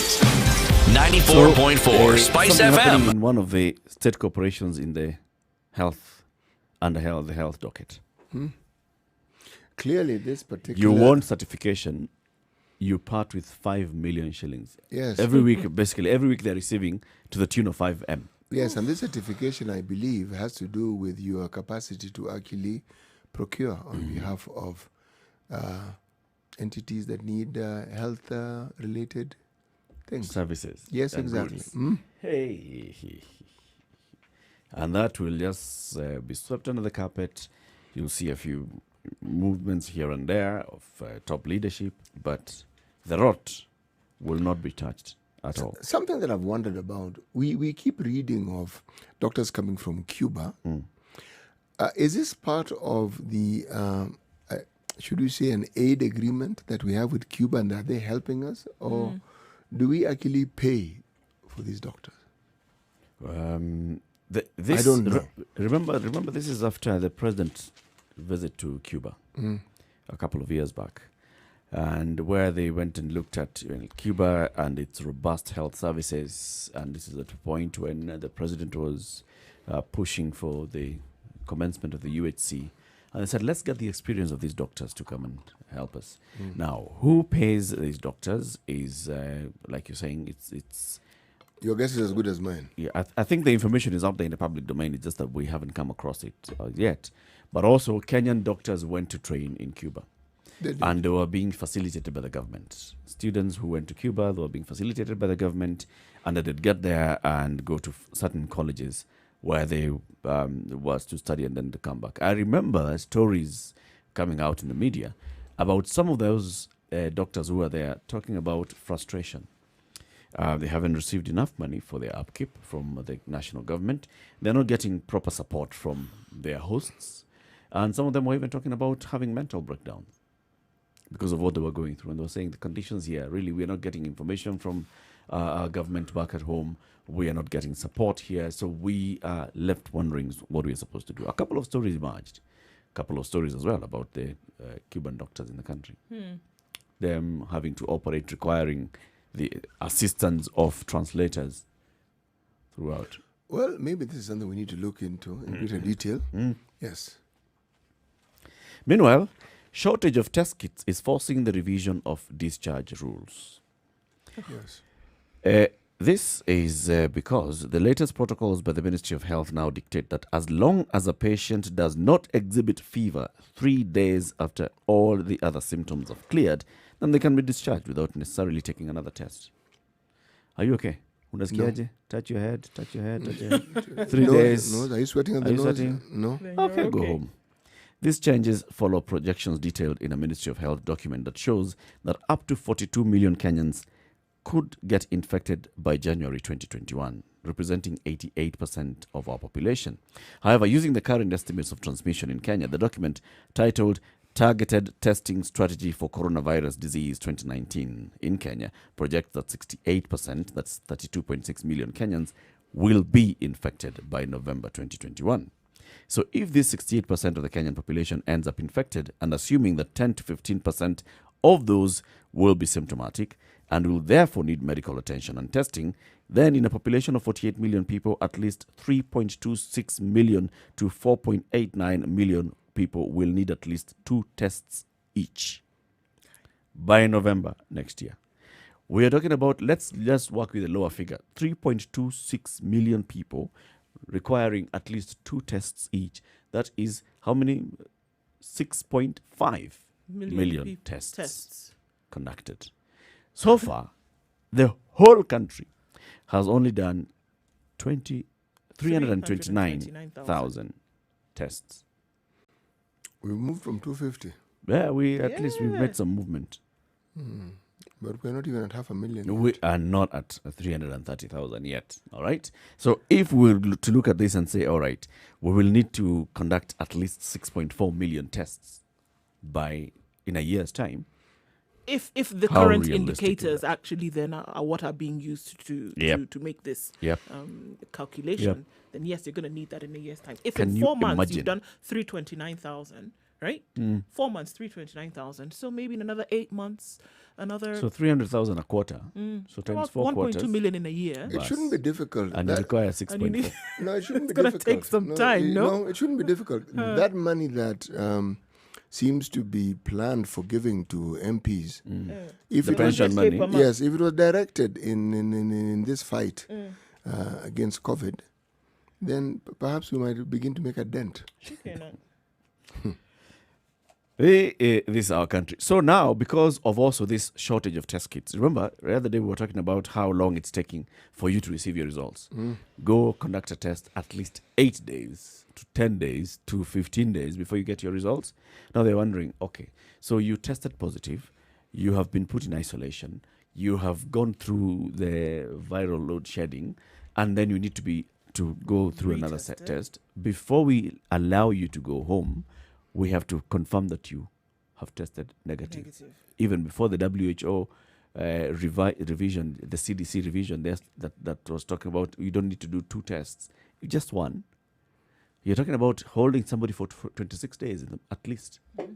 Remember, this sounds terrible even as you're saying it, but let's make it a little worse by giving a little dose of reality. People have died. Yeah. You do not know what to do with this patient because you don't know the status of this patient.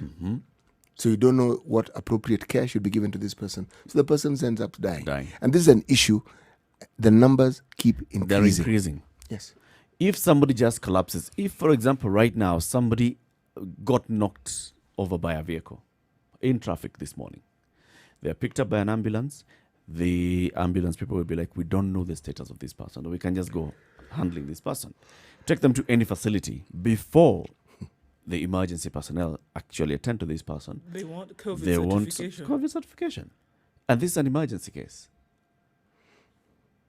And there is no Hit by a emergency border, facility. hit by a vehicle, anything. You just were walking, then you, for some reason, you fainted. You fainted, not collapsed, fainted. People will not come close to you. Medical personnel will not come close to you. COVID. And it takes this long to get a COVID result. Do you know why the care and treatment seem to work so well? It's because the services were supported. You were spoiled for choice as to where you can actually go to receive some health care. Yeah. And you'll be attended to. You knew you'd be attended to. And at the end of that, if it's medication you required, whether it is a broad-based antibiotic like Septrin to just ensure that Things are no stable a little untoward ailment sort of like attaches itself to your system, you'd get it. Follow-up, you would get it. If this had been left and was understood to the system, like we find COVID, oh goodness gracious me. Government alone. I fear. Now, unfortunately, because of that, because of the support that the government was receiving from external funders and donors and supporters, the government never ever believed that it has a responsibility in healthcare. Here we are right now, and the government is wondering, so why What's can't you going guys on? come and sort out this COVID for us? Because they're not being used to working. Yep. Now we're That's wondering, just all it. right, so we can't even do tests. So now you just look at somebody. Touch your forehead, touch your forehead, touch your forehead. 3 days in a row, no sweat, nothing. Go home. Just go home. It's okay. Umepona wewe. That's it. You know, there's. Are you coughing? No. Are you feeling feverish? No I think you joints. have COVID. Yours is mild. Stay at home. You know, Home-based care. I'm looking at something in the social media here. A gentleman by the name of Titus Mutai, he says, kindly talk of Kericho County for once. Uh-huh. Deep state and total failure in management. The numbers are rising and patients are protesting and others are escaping from the isolation ward. Escaping. What? Ward Yes. break. People are escaping from isolation facilities. Yes. And this is big frustration, obviously. Frustration. Lack of clarity usually. The very things we keep talking about here has gotten to a point people have figured, you know something? Kericho County, Yes, right? I may be better off if I at least just go home. I want to look at the numbers in Kericho. I'm starting from the bottom because I want to believe that somewhere it was the bottom. 79 confirmed cases in Kericho so far. Reported, confirmed. Confirmed, 79 in Kericho so far, out of the 23,000 total cases, where Nairobi has, in comparison, 14,577.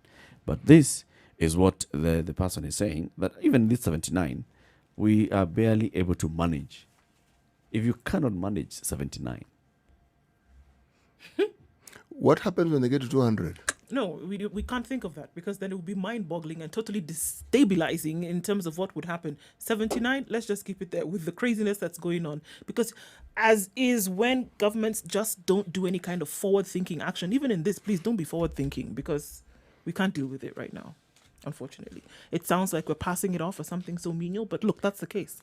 This is the situation that you're going to be dealing with. So we talked here with Dr. Career a few months ago, many weeks ago, and it was, maybe we should get to the point where we just understand we're going to live with this thing for some time. It may shock anybody because in terms of emergency interventions, sorry, it's not going to happen. All Forget indications it. pointing to any kind of drama, earth-shaking, moving, money coming in. adjust People to our realities. Adjust to the reality. we have COVID in this country, and you don't know how COVID will hit you. Neither do you It know could how hit many you, you really you have. are asymptomatic. It could hit you and you have mild symptoms. You could hit you and you require medical And attention. you're critical. You don't know, so take care of yourself. Just take care of yourself because somebody to take care Bas. of you. It'll not happen. Forget And about even it. those mild symptoms that people are talking about, who was speaking to the Secretary General of KMPDU the other day, and you could even hear that he was saying, this thing, I have mild symptoms, but my goodness, they keep fluctuating. Knocking up me and down. out. Yeah, woke up feeling very, very tired. Tomorrow we'll be speaking to one of our guest hosts, a regular guest host, Jerutit Sei. She has been battling COVID. Yesterday she went ahead and announced again that, second tests, again, testing still positive of COVID, even after being in isolation for a couple of days, still testing positive, and how she's dealing with that as well. Good morning. It's a situation, Kenya's biggest conversation. We'll come back. We'll start with today's proverb, and then we'll have a conversation with the Restaurants, Entertainment, Pubs Owners Association, and we want to hear what is happening in this particular sector. One of the ones that were hardest hit immediately when COVID-19 measures were implemented and were announced, and now we have still said, okay, pubs shall remain closed for another unforeseeable future. So what's the future of this industry and what next for the industry? Good morning. It's 8 o'clock. Sugar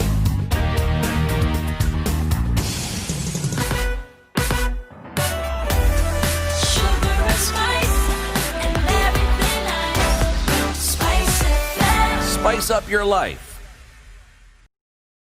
102.5 Spice FM, Kisumu.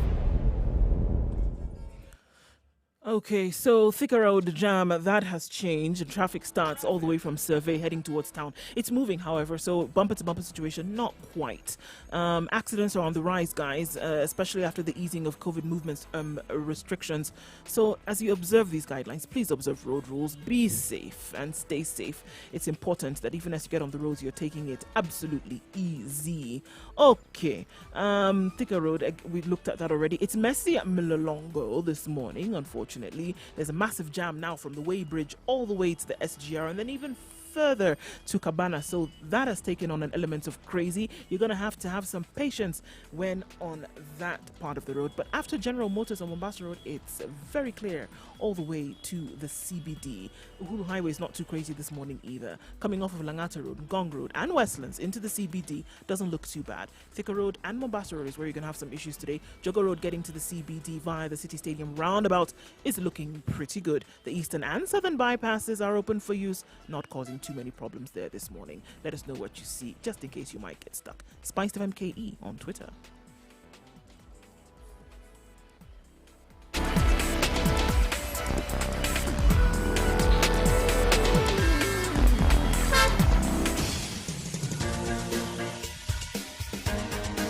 This is the Situation Room, the home of hard-hitting political commentary and penetrating insights about the state of the nation. This is a talk radio experience like no other. The Situation Room, a place for hard truths, debates, and elevated conversations. The Situation Room, witty, political, engaging, deep, controversial. In the room, we have C.T. Muga, researcher, academic, seasoned political observer, a fountain of wisdom in these politically uncertain times. Ndu Oko, Nigerian by birth, Kenyan by choice, communications expert, Pan-Africanist, a truth seeker and believer in people power, and Eric Latif, agent provocateur, the man in the chair, seasoned journalist, news hound, a man who believes in punching up, not down. Very good morning to you This at 8. is the 2.5 Situation Room, minutes the past only 8 way to start a.m. your day. Thank you very much for tuning into the Situation Room this Thursday morning. 94.4 Nairobi, Mombasa 87.9,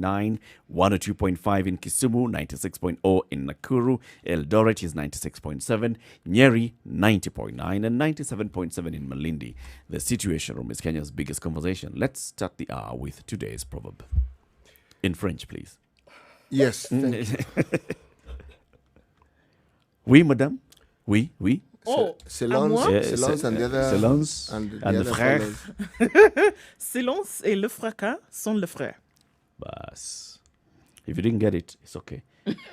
It's okay. You know what? You are not the target audience. No, the thing. What I wondered in the language it was first spoken in before it was translated. Yep. It would be interesting to know what was actually said. In Kilingala. Lingala is actually not No, it's not not an a original language. language. It's not a language. It's not an original Maboko. language. It's a mixture of French, Swahili, and a little bit of English. No. This is somebody who loves a certain genre of music. We It have is clear. understood. Yes, and so he's speaking music to us Bolongo now. Nangai. Yes, Eh, yes, Okay. yes. Bolingo na ngai, mapema, silence. Bas. Oh, So you in have English, problems. please, Siti, translate what we've said in French and Lingala. No. I don't understand the two languages you've just mentioned, but English I understand. Yeah. Silence and noise are brothers. Hey! Silence? And noise.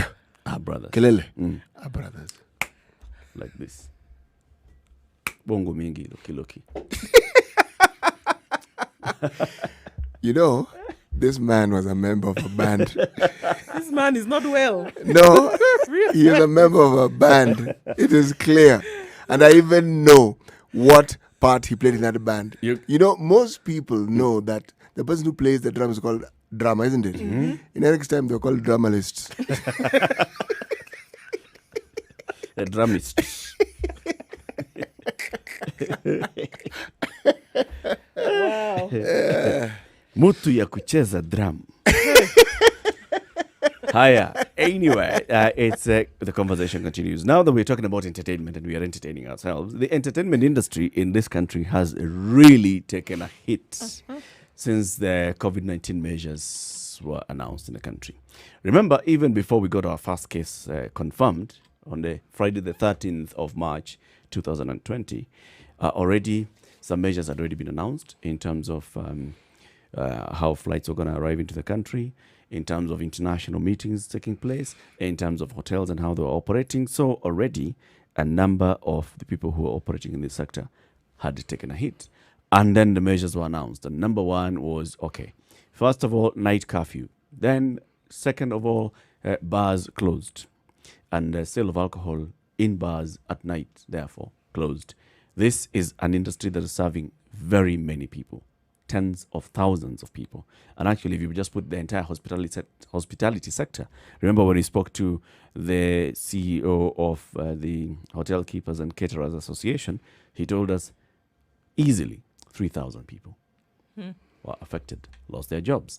Now, pubs, entertainment, restaurants, these ones have continued to take a hit. At some point, the CS for Health, Mutahi Kagwe, said, all right, so we can start allowing restaurants to have some sit-in service instead of not just the takeaway, some sit-in service.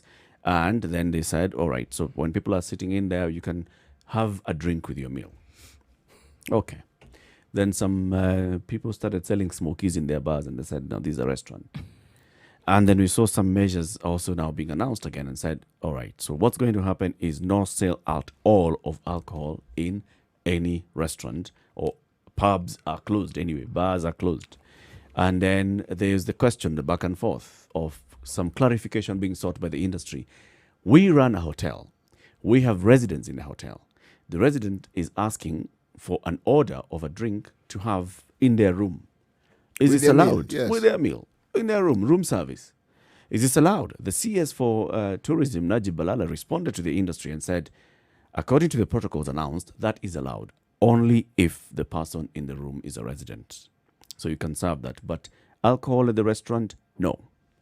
Alcohol in the hotel's bar, no. All right?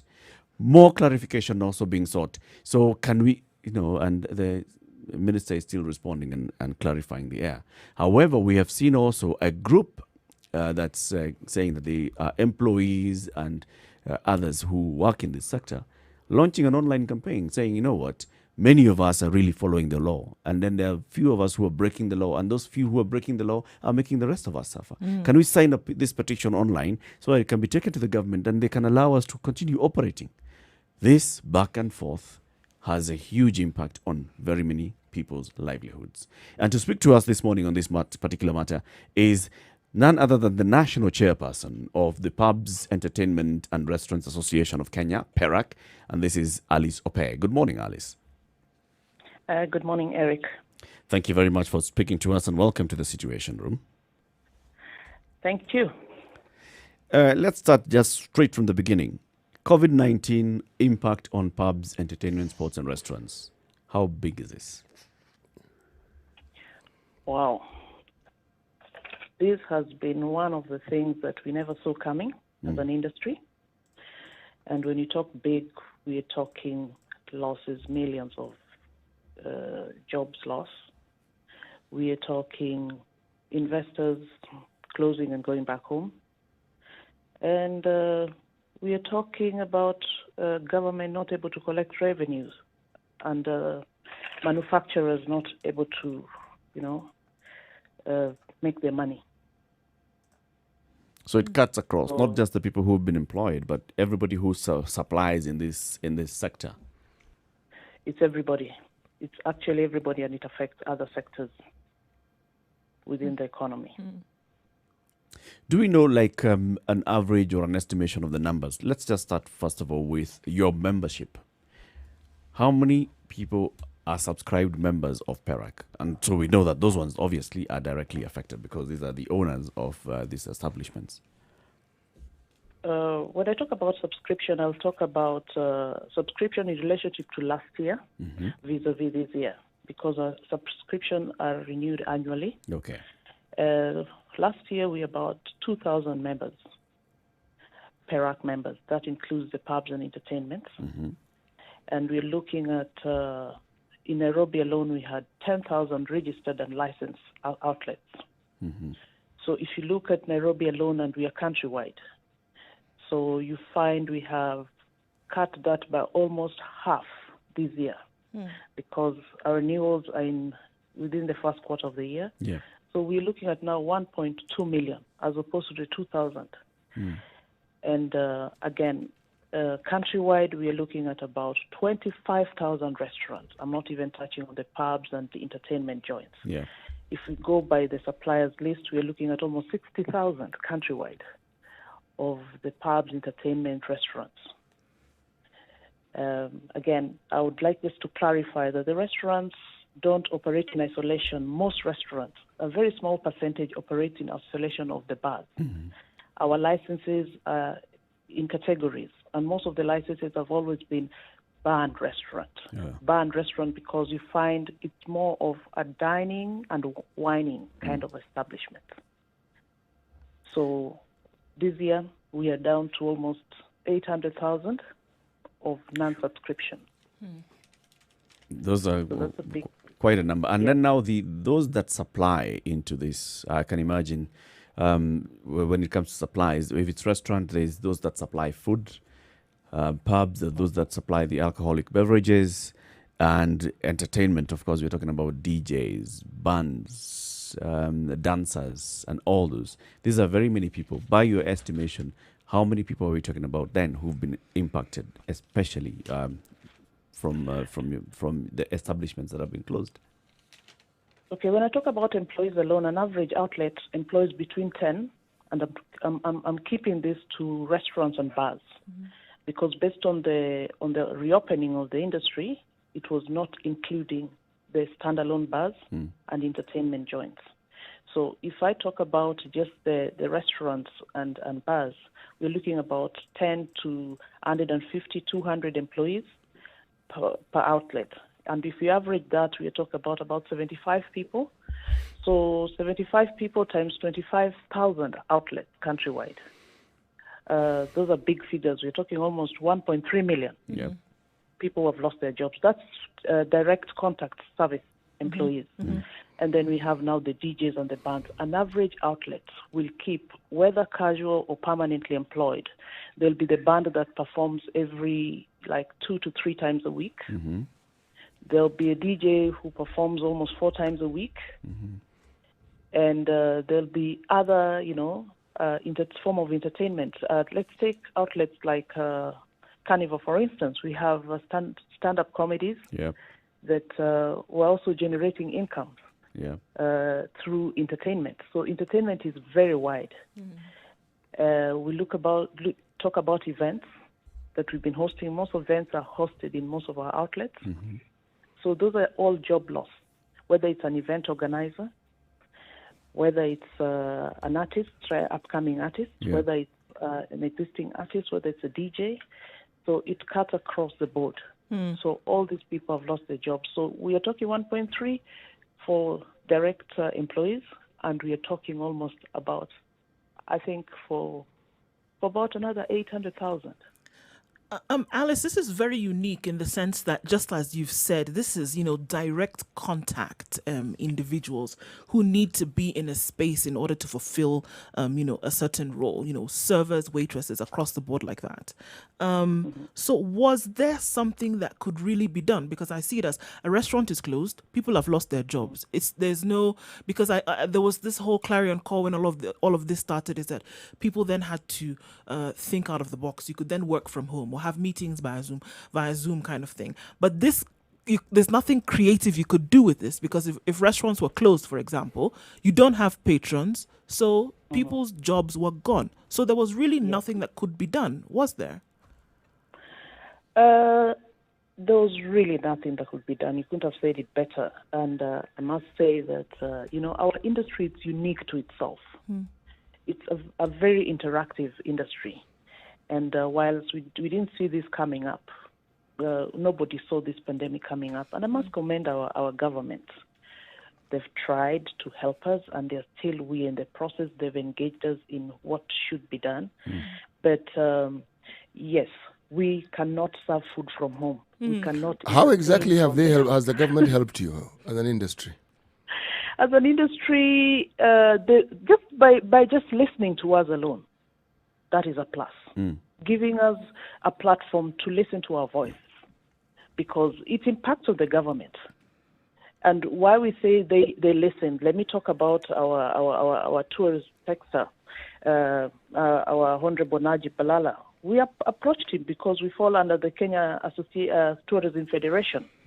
So our umbrella body is Kenya Tourism Federation. So that involves the Qatar airline operators, tour operators, hotels, Kenya Association of Hotel Keepers, PERAC.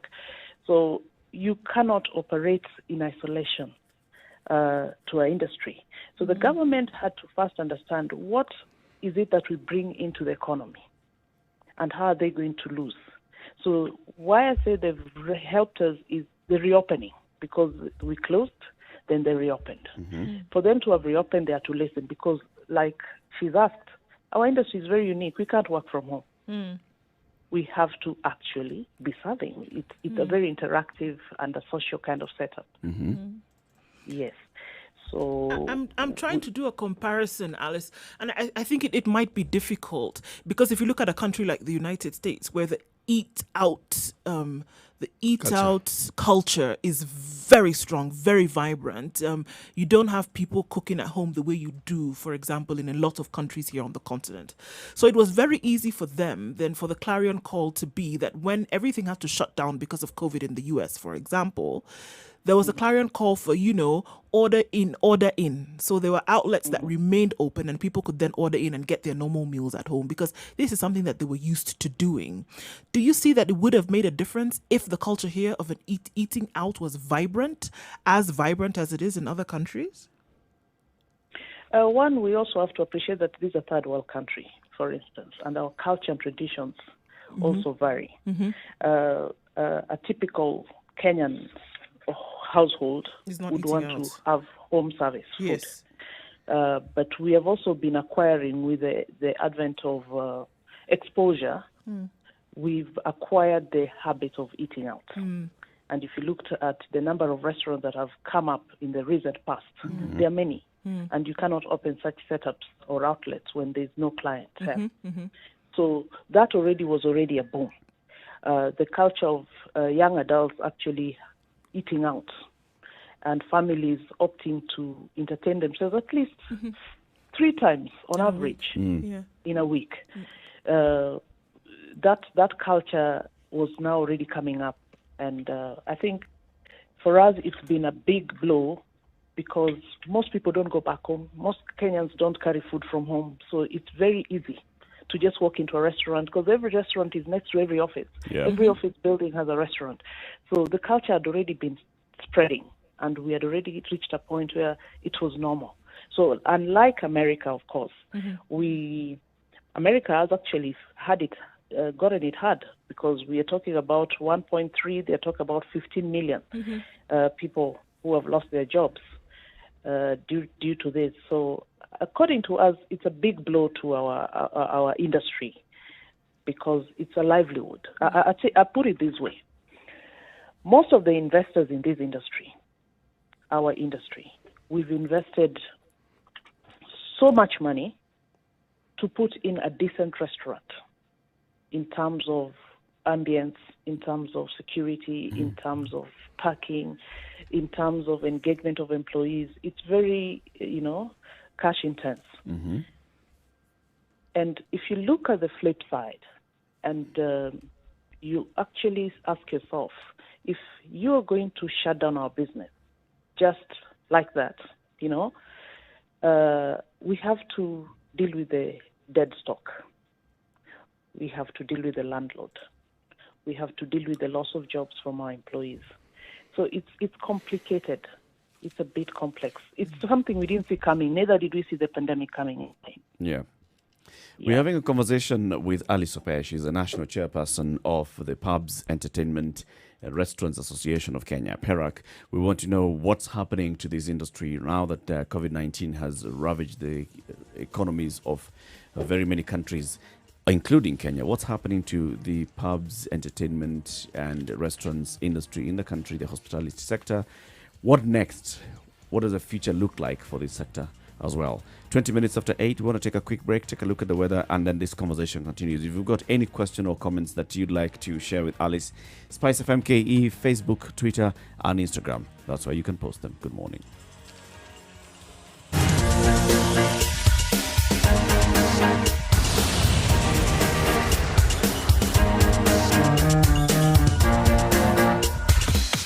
Welcome to Spice FM, the best exclusive radio station bringing you the best mix of the best music ever.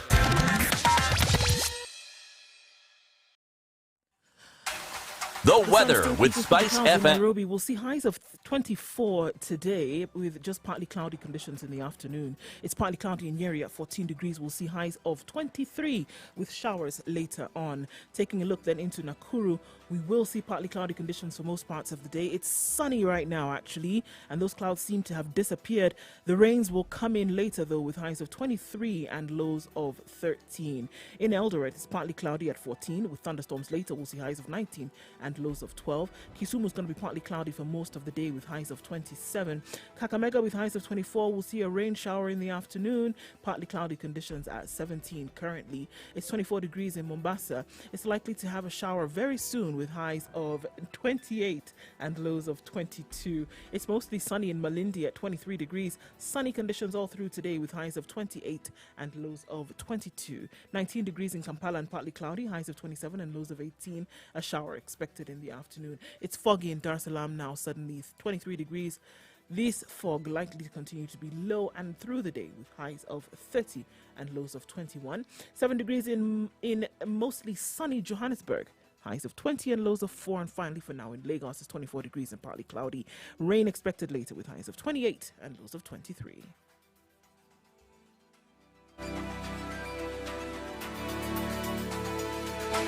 Sugar and spice and everything nice. Everything nice. Spice FM. Spice up your life. Mature, intelligent talk every morning. Spice up yourself.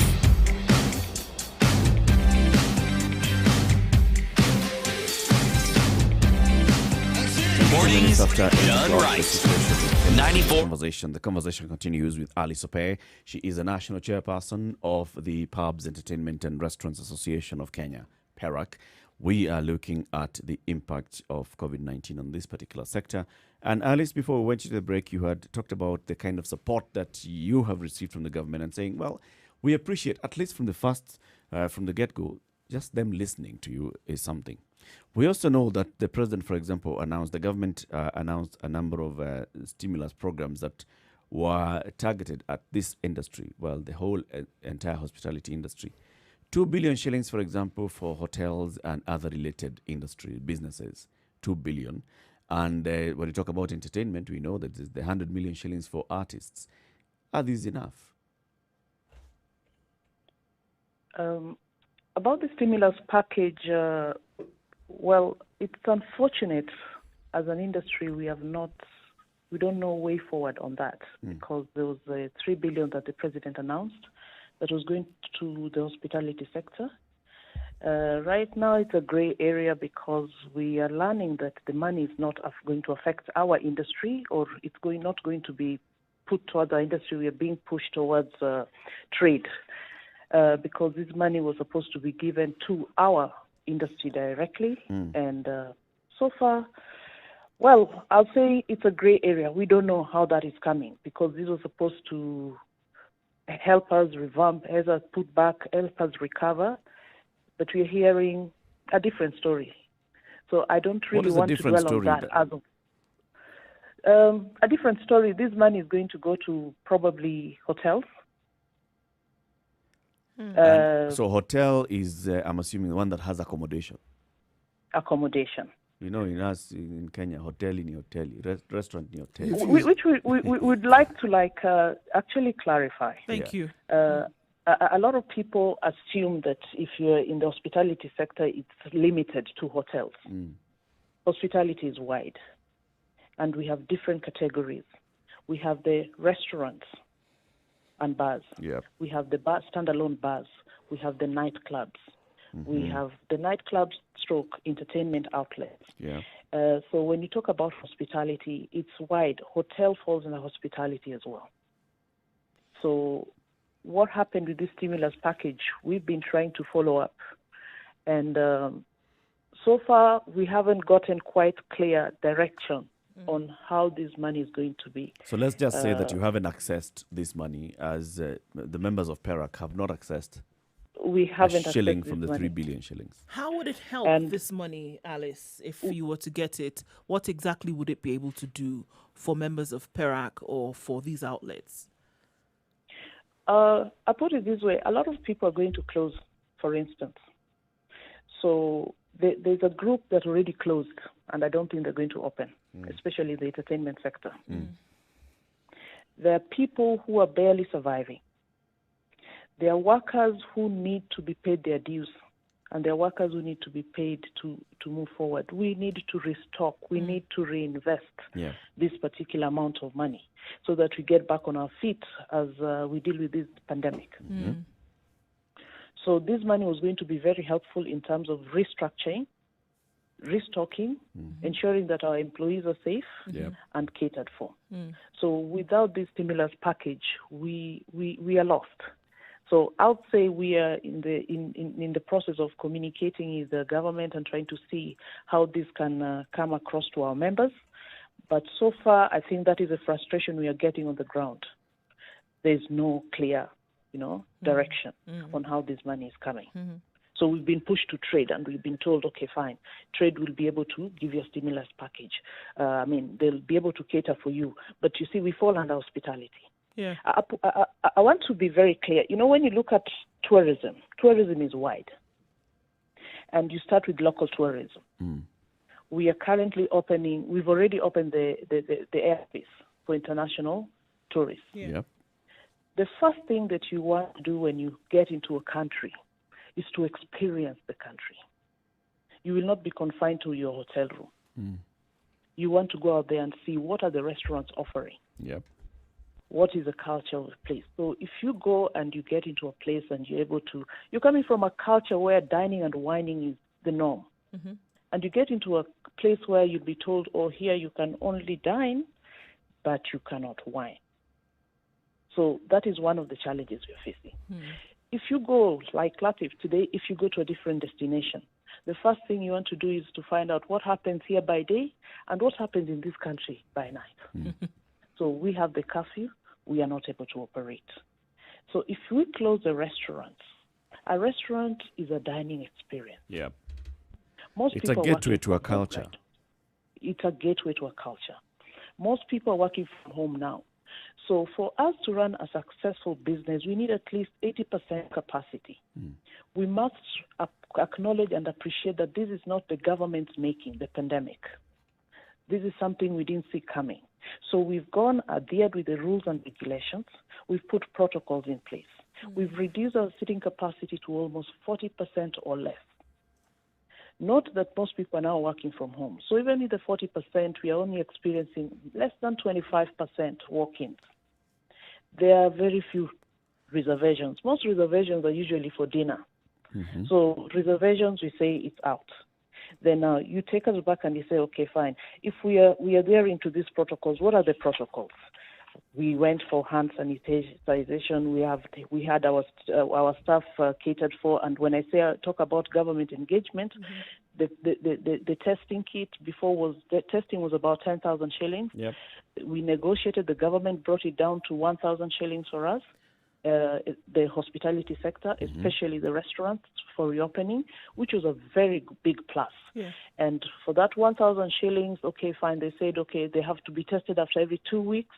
So the results would come after 2 weeks. We went back to the drawing board. It was lifted. They said, okay, fine, we are going to have a one-off testing. Once you've tested your stuff and you have the COVID certificate, you have the Form C to go around and reopen. We went back to the government. We said, do we have to ask for new licenses? Right. Because we had already paid for our licenses at the beginning of the year. Yeah. Again, the government then was helpful. They said, okay, we'll endorse the license once we go through the protocols and you've adhered with the protocols. So that was taken care of. Okay. If I'm going to operate on a 40% because I've adhered with the rules, and our income is about 50% or 52, between 47 to 50% on food, and we have 40% on beverages, and the rest is other incomes. So we are operating on already 40% occupancy or sitting, and I'm expected to pay my rent, to pay the staff, as suppliers. And the irony is, the moment it was open, the first thing that happened was a boom. The rent owners were like, pay my rent. Yeah. Unlike hotels, the We've not been disadvantage is we've not been working, but everybody's desperate. Yeah. Unlike hotels, the disadvantage is most hotels own the premises. Yeah. Our restaurants, we rent the premises. Suppliers rent. They realize, oh, they've opened. I want my money. I want my money. Yeah. Yeah. Oh, the employer runs and says, oh, listen, I want my money. You didn't pay me. It was shortcut. So we are getting pressure from every angle. The government says, okay, we are 1 minute sick. We are rushed to hospital. This is hypothetical. And I'm using metaphorically. You go, okay, we're closing. We are opening. Okay, we've opened. Oh, you're HDU. You're back to ICU. So we don't know our fates for now. Because we reopened, people went, borrowed money to reopen, to follow the protocols. And I'll tell you, it's an average of between 300,000 to actually just adhere with these protocols. For what? For an average facility? To reopen. To Hold on, almost I mean, a like- million. 300,000 shillings for a restaurant. To reopen. reopen. We closed Yeah. Yeah. for a period of time. When they closed, we had to close. Then we had to reopen. So for us to reopen, and this is specifically to the restaurants, because the pubs and nightclubs and entertainment outlets have not opened yet, as far as we're concerned. So we reopen, we pump in between 300,000 because of the issue of plumbing, making sure there's water. We take our staff for testing. Yeah. We do all these things. And there are people who initially just rushed for the 10,000 shillings testing because we're desperate to earn some money. So here you are, you've gone through all this.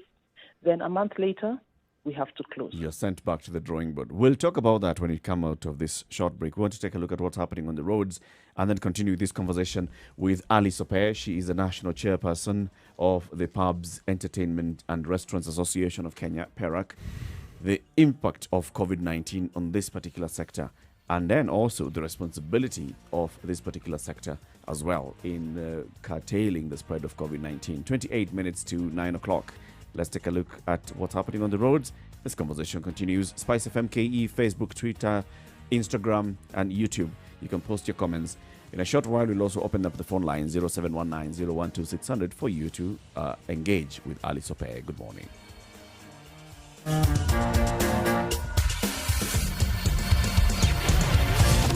Broadcasting worldwide, Spice FM. All right, we're looking at Bagathi Way this morning in Nairobi. Looks like this is where we have some traffic coming off of Langata Road and then trying to head towards Nganga Road. It's going to be held up for a while there. The Thika Road footbridge contractor has resurfaced. So that means that there's going to be some traffic on Thika Road for some time. It's good that you got out when you did because then you don't have to deal with that. But the traffic on Thika Road today is from Survey heading towards town. It's still quite heavy at this point in time. Hopefully that will dissipate and clear out for you as soon as possible. We still see some traffic on Jogo Road heading to the city centre and then out from the City Stadium roundabout. Not as smooth as we'd like it to be, but it's all right all the same. Okay, other parts we'll let you know in a short while, but for now it's looking pretty good. Spice FM KE, that's how you can reach us on Twitter.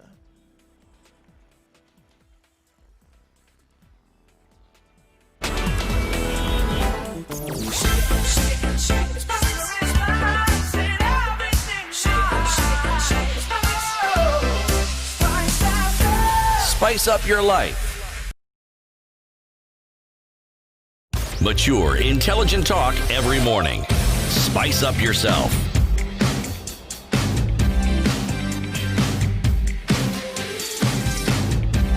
That's 26 Mornings minutes. done right. The conversation. 94.4 Spice FM. Entertainment and Restaurants Association of Kenya, the impact of COVID-19 on this particular sector. Alice, you talked about, the kind of investment that the pubs and restaurant owners, the restaurant owners specifically, had to inject just to reopen when the government eased those restrictions. A couple of weeks down the road, the government had to take a step back and order, no. There are some things that are happening here that we must reverse.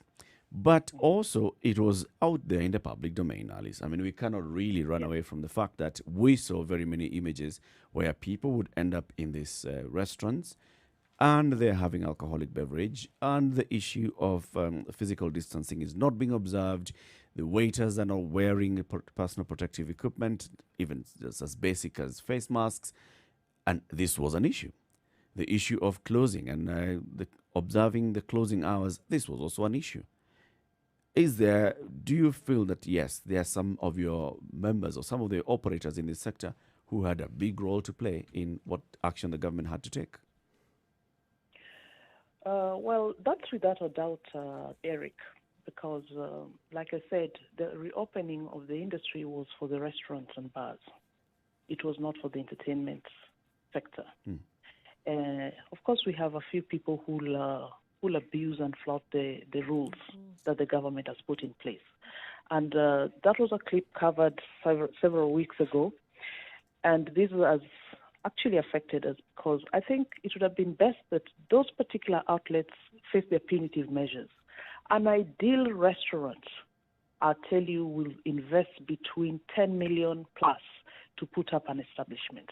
Our licenses run up to about 18 licenses for you to operate a restaurant and bar. So anybody in their right minds would not want to lose their license by abusing government directives. So a case like what we saw should have been individual punishments. They should have withdrawn the license, and no restaurant operates after hours. An ideal dining restaurant wants to close by 11 o'clock. Anybody operating after that is now entertainment, and the government has been very clear. Yep. So these are people who went ahead, flouted the protocols, did not, because they didn't care about what was put in place. So if you look at Westlands, because we focus a lot on the people who opened, we went to Westlands, Kilimani area. Most of the places had already closed. Actually, the reporter said the places are quiet, people have gone home, everything is quiet. But we focused on the 3 or 4 or 5 outlets that actually opened. Up to now, we want to know what action was taken to these particular outlets. The ones that flouted the rules. Sorry? The ones that flouted the rules. The ones that flouted the rules. What action so far has been taken by the government or the law enforcer to those particular outlets, because it was rather obvious. So why should particular outlets cause the entire industry to suffer their livelihood? That is the biggest question. So why sit back then as an association? And one would assume that you also have a responsibility to those law-abiding members of your association. Why should you as PERAC then also keep quiet and keep pointing fingers at the government? No. We are not pointing fingers at the government. As PERAC, we actually work with the government. We are not pointing fingers at the government. We engage. We come up. We were engaged in the coming up with the protocols. Did you ever make any public statement against these particular establishments? For example, saying, as PERAC, we want to condemn in the strongest terms possible. Yes, we did. We had a presser, just I think 2 days before that, and we totally disassociated, because PERAC is a body and it's a willing person who wants to, I want to join PERAC. And when we have a code of conduct and we have a code of ethics, which is to be followed. We made a follow-up. Who are these outlets? What do they do? Are they falling under a restaurant or a nightclub? And if they're falling under a nightclub, how come they have a license to operate when the nightclubs are not open yet? Yeah. Yes, because not everybody is a member of PERAC. Much as we are talking for the industry, not everybody is a member of PERAC. Like I said, we have almost 25,000 restaurants across the country. And our membership is about 2,000 as of now. Alice, in an ideal situation, what would the government need to do to cushion you sufficiently so that you can actually survive COVID? You see, like, for an association to thrive, we can self-regulate because we have members. What the government needs to do, we need to be very clear about the stimulus package. We need to have people who can adhere with the rules and regulations for the industry. And much as the government is trying their best with this pandemic, it is important that they engage the stakeholders. I'll just give you an example of, as far as of now, what is happening. our industry affects so many sectors, as I mentioned earlier. So in terms of government and revenue collection, remember we have about 1.3 million employees. Yeah. We pay taxes to KRA. We pay tourism fund. We pay NSSF, NHIF, all these corporate tax and, payee. What is happening right now is without the employees, then we've cut down on payee, NSSF, NHIF, the rate is down. Tourism fund cannot collect. Tourism fund is able to actually sponsor students studying at Utalii College. If the taxes have gone down, the corporate tax is not there. It's already a big blow on the government. Yes, it is. These 1.3 million employees, it doubles up or triples to, they have dependents being an African country, running between 4 to 6 dependents. So if you calculate that, you can see the impact we have on that end. We have suppliers, including manufacturers, and we are not limiting it to even people who today I cannot go and apply for DSTV or such kind of things. So what we are requesting the government to do is to engage us, and really as they flatten the curve, of this pandemic, we also wish that we'd flatten the curve of the economic challenges that we have. But there's something that you mentioned, Alice, and I want to head back there, which is the issue of self-regulation and personal responsibility. I would imagine that, just like you've said, everybody who is running this business has invested quite a tidy sum of money. And therefore, it would be rather obvious that the best that they'd like to do is to operate within the stipulated rules and regulations so that you can continue operating in a profitable manner. And then we see, and we are not going to run away from the fact that we saw very many of these establishments openly flouting rules. When it comes to the rest of the rest of the investors in that neighborhood, what action can you take to ensure that there's self-regulation, there's adherence to all the set protocols, there's adherence to the membership and the code of conduct and code of ethics that you've put in place, so that you can say that as an industry, this is what we've done, this is how far we've gone to ensure that there's compliance, and then you can engage the government. Because as we stand today, I'm sure if we asked the CS for trade, and not for trade, for tourism, or the CS for health, they tell you, but look, you saw it for yourselves. These establishments were not following the rules. And there's no way we can start sending police officers to every establishment to go and police them on how they're going to operate. We have to take responsibility. As PERAC, we're also big on social responsibility. And it's important that we own up to some of our challenges. And in a case like that, I remember you had a chat with Mike the last time, and it's all about Nyumba Kumi, the neighborhood. People should report. We have a hotline as of now that we're able to report. We are able to report this place is open, this place is causing this, and this is going to spread this pandemic even more. So for every area, you find we are in touch with the OCS in charge of that area.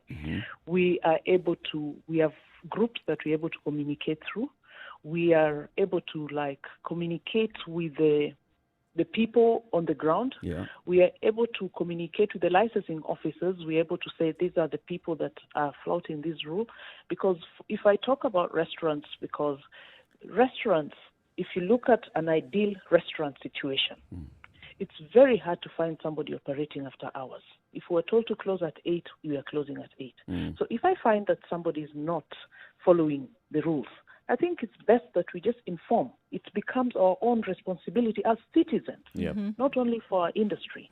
As citizens, we have to take risk. This thing is affecting all of us. Whether you are an outlet owner or you're a citizen, you have to take responsibility. So I think there's need for education. But it sounds to me like if you had all these structures in place, what failed? For this particular incident? Yes. What failed? Because we are back to this situation because something failed. we are back to this situation because something failed. It's because of the plan of reopening. We advised that if we are to reopen the economy, we do it in phases. So if it's bar and restaurants, we actually start with the bar and restaurants. And we actually open to see if they are only restricting it to bar and restaurants. Okay. Then you go back to the licensing office. How many people were allowed, to operate, and where are they? So we have to have this list of people who are around, because the country being into county zones right now, it's very easy to follow up through our licensing office. How many people are allowed to open? Did they allow the standalone bars who had previous licenses under bars, or did they allow only the restaurants to reopen? So there are few people who will flout the rules. There are people who do things that are not in order. So I think it is our social responsibility as a country for people to report, for people to be able to say, you know what, this is wrong what you're doing. For the public to come out and say, you know what, we don't like what is going on. A point in case is right now we have given an open whatever to wines and spirits. We've closed everywhere else. But we've said, okay, the wines and spirits can operate. Is that a For you good to move? run a wine, a very bad move if you ask me. Why is that? Because you're encouraging drinking from home. And that is one of the things that we worked very hard with Nakada to discourage. The children are already at home right now. An average Kenyan would walk into a restaurant, have a glass of wine with a meal. And go home. After one or two glasses, they go home. Right. So do you I'm think forced that, to walk into if I can one interject thing- at that point, Alice, and so that if we just see that the protocols then that were employed for the, phasing, reopening and all of this, do you think that then captains of industry should have been involved in this decision-making process? That has been our plea. That has been our plea because we understand our business better. We understand what is to be done. We understand what the market requires, and we understand our customers. Okay. So if we engage in this, of course, we also have to look at it. Oh, the government is trying to do the best they can, and we are trying to support the best they can. But now we are going to see another advent of another culture coming in. We are going to see so many kids getting into alcoholism. Yeah. We are going to see a lot of mental challenges. We are going to see already there's a lot of domestic violence. This is a gentleman who was used to passing by for a drink or two and going home. Suddenly you're home, there are challenges.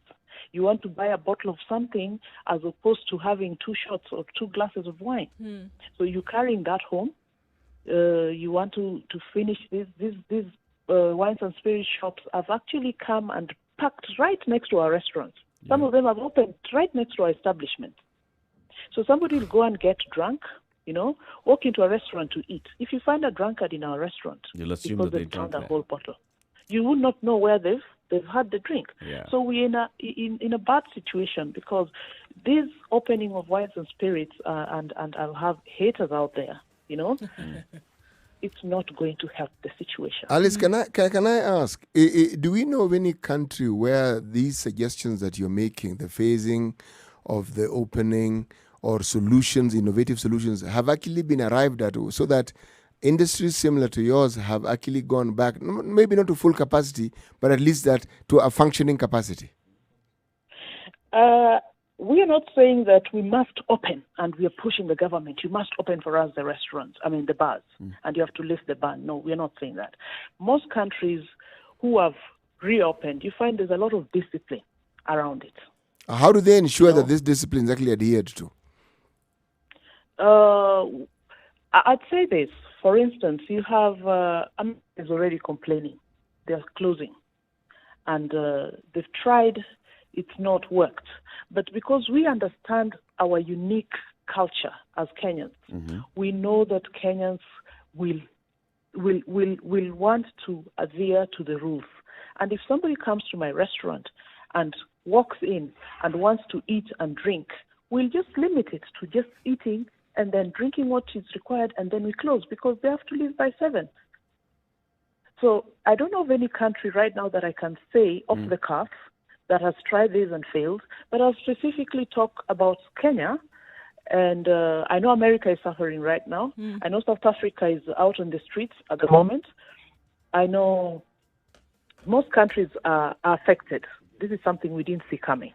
But all in all, we have to try and see ways on how we can help. We are not pushing the agenda that we must sell alcohol, no. We are pushing the agenda that can we actually be involved in this process so that we see how we run with it and how we can curb this. On one end, help this situation, and on another end, help us survive our business. Because I can assure you, already the outlets that have closed, about 20% are not going to reopen. There are 20% outlets that did not open after the lifts of closure of the restaurants and the entertainment sector, because already loss of income, and you sent your staff home, the rent, you cannot pay everything, so they opted to close. Then a very small percentage reopened and pumped in money. Then now they've closed. After they've closed, we've so far realized about 15 to 20% again are not keen on reopening. A lot of members are saying, you know what, it's not worth it. Let's wait for this thing to settle down. So there are different people react differently. So it's collapsing an entire sector here. Yes, I cannot go by best practices as of now because there's a pandemic. It's affecting the whole globe. We want to take another quick break so we can open way. the phone lines. 0719-012-600. Any questions to the Pubs, Entertainment and Restaurant Association of Kenya, PERAC, on this particular issue of closure, reopening, the closing of the pubs and entertainment spots. What exactly is happening in this sector, and what do you think the government should be doing, especially, and also the players in the sector? Good morning. It's 8 minutes to 9 o'clock. It's a Situation Room, Kenya's biggest conversation. 0719-012-600.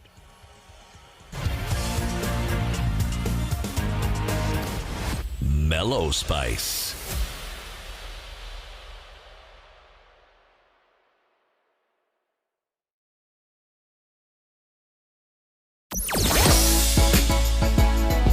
Sugar and spice and everything nice. Spice FM. Spice up your life. Mature, intelligent talk every morning. Spice up yourself. 7 minutes to 9 o'clock. It's a Situation Room, biggest conversation. City, what do you feel of what Alice is actually really vehemently objecting to? I think the the point she's operation of wines and spirits. The point she's making is an extremely valid one with regards to her business. But as a business person, I would suggest that you perhaps look for an alternate business that could make you money, because COVID isn't about to sort of like run away and get lost and disappear and vanish. And if you're waiting for COVID or the situation to sort of like present an ideal situation where the business as it was known would come back, then that may not be a good business policy. The policy should involve, think, business person, what else can I do if this isn't working as I thought it would? That's what I would say. How do you react to that? I mean, you've already sunk in a lot of money into this one. What did you say? 10 million shillings to put up an establishment like this. And you've closed, and you don't have any other. I mean, for the last 6 months, you've not had an income. So you don't even have operating And your cash. business requires individuals to be in that establishment to operate. Look, I understand this. I'm not in that business. You asked me, I'm speaking hypothetically here. We are pushing the hypothesis back. Yes. The alternative would be to tell the government to intervene. Remember, my earlier question had been, what should the government do? That's where now the response would come in and say, the government should provide moratoriums. The government should provide tools that will enable such establishments to survive. Whether it's giving them direct cash, whether it's giving them rebates, whether it is reducing taxes, whatever it is. Because anything that large, in the absence of government intervention, they will go under. But also, let's also be realistic here. The truth is that the government has not ordered the closure of restaurants. The government has basically only said, do not sell alcohol in these facilities. Yes. But people can come and eat. It's like you have legs and you're being told walk with your hands. People can come and eat. you can continue providing the same services for people who come and sit down and eat, or even move on to thinking, how can I deliver? But Eric, there's a sector of that business, the bar and restaurant business. Yep. That business, it's a two-tier business. There's bar, it complements restaurant. There's a restaurant, it complements bar. Yes. If they were just bar, then of course then you close. There's no story there. But also, Alice, like you said, about 40% or so is what comes from the bar, and then another 40 or so percent comes from the restaurant. And then the other comes from other services. So you're not really operating at zero. There's the 40% of the restaurant, at reduced capacity, as well as a quarter of the 40% is what you... Eric, there's the issue of even the seating capacity and the capacity to have clients is reduced, number one. Yep. Then you're fighting with costs, which aren't going down. Then you're fighting with just the number of people who actually come to seek your services. Man, it's not even a catch-22. It's something like a catch-88. It's difficult. How I know we're coming to time out on this, but Alice, in the future, I mean, we've heard even from CS Balala and talking about the tourism industry and saying it's time for people to get creative. Is there room for creativity in this sector where you see it to be able to say, because I mean, it has been said that COVID might be here for a while. Some of these things that have been put in place would be around for a while as well. Is there room for creativity in this sector? Is there room to do something different, or is it just we have to wait until things return to normal? Improve. And as you prepare to answer that one, let's also pick this one caller from Mombasa, Blackwater. Good morning. Hey guys, how you guys been? We are well. We're doing well, Blackwater. Okay, now I'm in this industry, right? And I'm sorry to say, I will give the government and the CS what you call the bird on what they're doing. Okay. If we sit back and ask ourselves, since this restaurant, because it took us a lot of money to reopen. Now, you ask yourself, have you had an incident whereby they say that since the restaurant opened, they had a COVID incident at any of the restaurants? Because we abided by the 2-meter space and everything. We're doing at 40% for people. We're closing by 7 because the staff have to go home. You don't have an option on that. And remember, most of these restaurants we're talking about are big restaurants whereby meals are made as per order. So the client has to sit and wait. We're not talking about fast food. You see, we're confusing fast foods. Fast foods are in town and where you walk in, pick and go. But here you come, sit down, you want your nyama choma, you want your chicken choma, you want your goat, or and you have to sit and wait. So bottom line, Blackwater, what you're saying is that you feel like you've been picked on. I think we're picked on because of a situation of a one-man misconduct. That's it. Right. So you come into the house, your son has made a mistake, and you cane all the kids in the house over an issue by an individual who was actually in a bar, not a restaurant. Thank you, Blackwater. That was Let's hear Alice respond to this as we conclude the conversation. Alice. Yes, to an extent, yes, I agree with him totally, because it's like road accidents happening. For instance, do you go and close the whole road because there's so many accidents, or do you deal with that particular incident of the accident? So we are frustrated. That's for sure. And to answer the previous question, we cannot reinvent the wheel into another sector. We are trained hospitality people. We are trained hoteliers. Sometimes this is what we know best. So we cannot just wake up and say, okay, fine, let me try this other avenue of business. Right. So, Alice, you wouldn't even consider opening a wine and spirits? Why would I open a wines and spirits? I already have a wines and spirits in my bar. Thank you, Alice. Alice, thank you very much for speaking to us this morning. We wish you guys all the best as you continue engaging with your members and with the government as well on this, and with your clients. Alice Opira is the national chairperson of the Pubs, Entertainment and Restaurants Association of Kenya. Have a good day, Alice. Thank you very much, Eric. Thank you, Alice. Asante. Top of the hour, CT Muga, today's proverb. Today's proverb. Silence and noise are brothers. All right. Good morning. It's 9 o'clock. Sugar and spice and everything I spice it. Spice up your life. 94.4 Spice FM, Nairobi. All right. We still have a little bit of traffic right around Mulongo heading towards the SGR. That's holding up there, and it's going to take some time to come out of it. Coming out of traffic hour in a short while, and also on Thika Road coming towards Survey, and then out further down towards the Pangani underpass, a little bit of a hold up, but it will be fine after that. So not much of an issue now. We still have the traffic on Bagathi Way for some reason. Don't know what is causing that, but we'll look into those details and see if we can find it. So guys, stay focused on the roads while driving this morning. Try to keep as safe as possible. If there's any more incidents with traffic, we'll let you know. Apart from that, you should be able to get and maneuver around where you're going without much of a headache. Don't forget Spice from KE. That's how you can reach it. We'll check in about half an hour how things are faring along, and you also help us out there in case you do see something.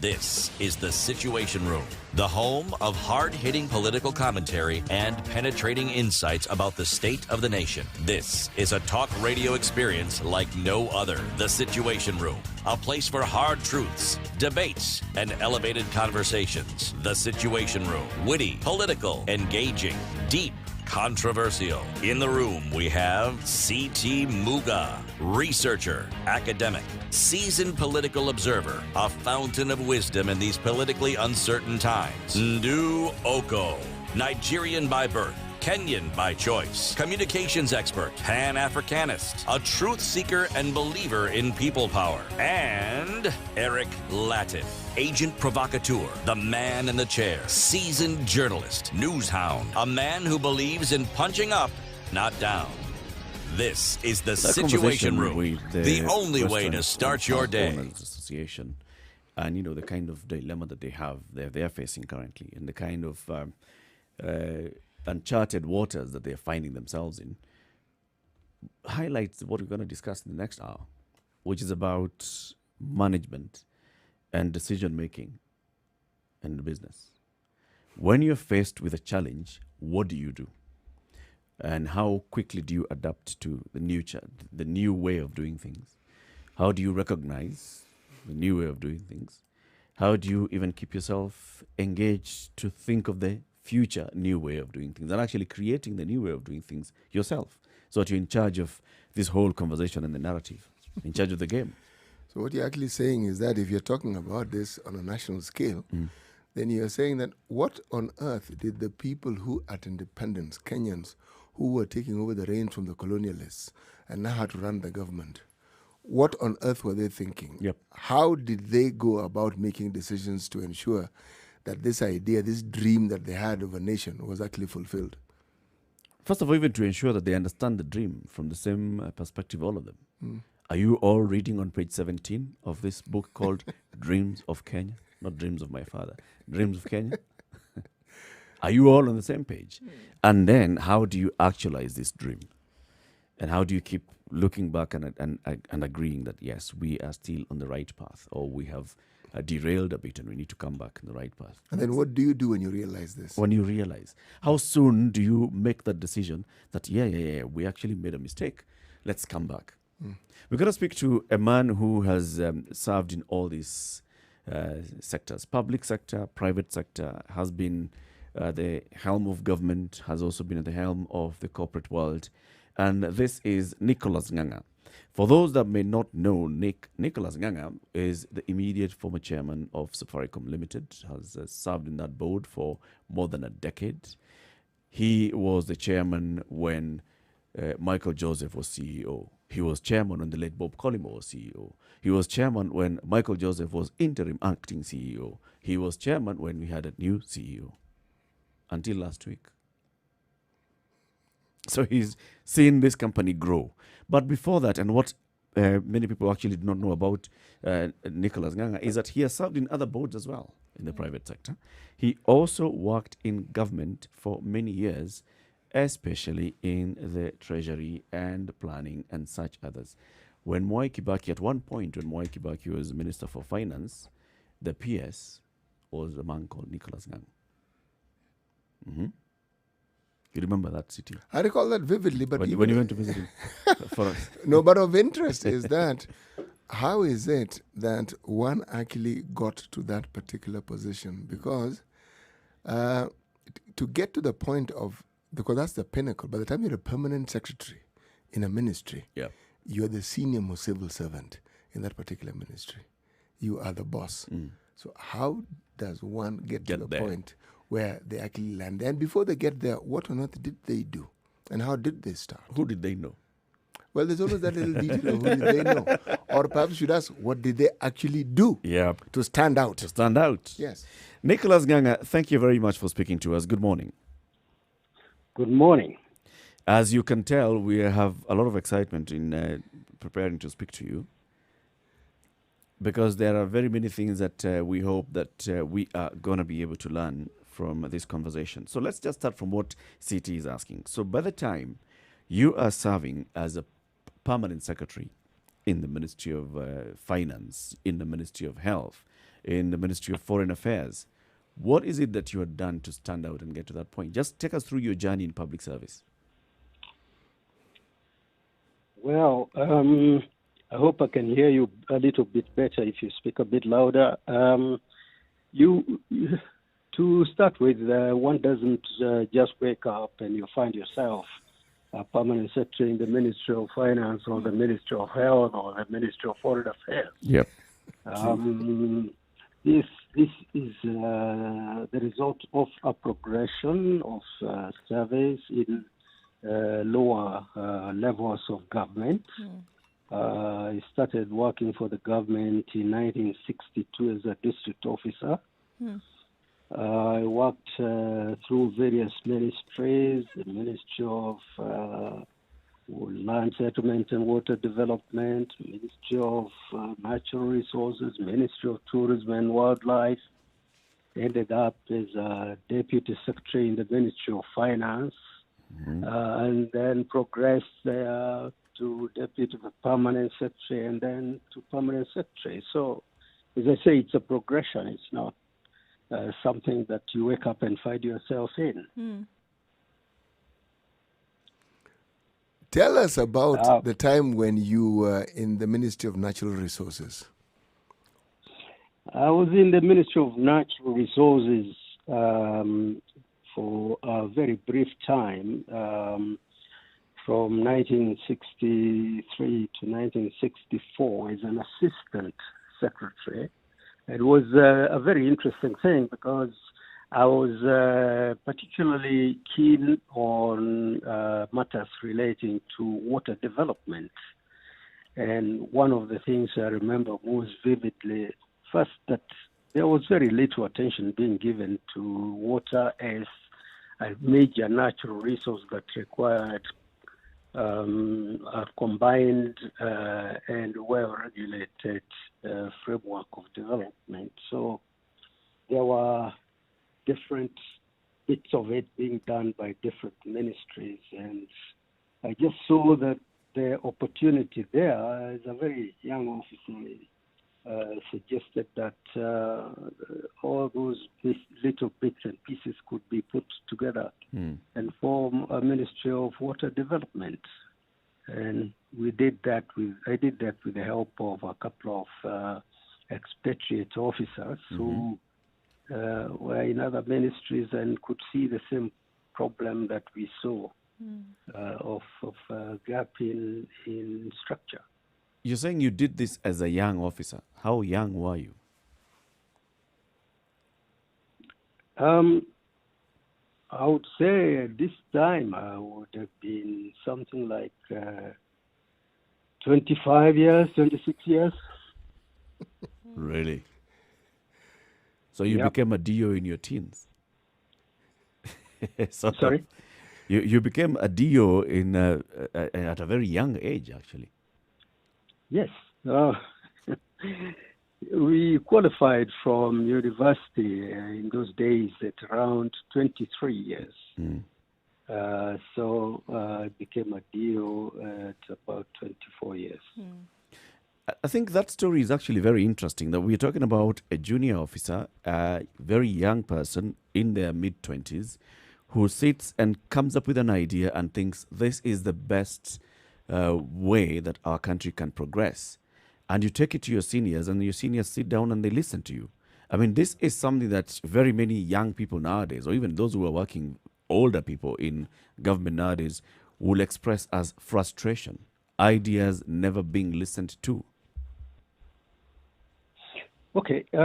Yes, it was a different type of time, and incidentally, that wasn't the only time I ever did that. I can tell you, I did practically the same thing later in the Ministry of Tourism and Wildlife.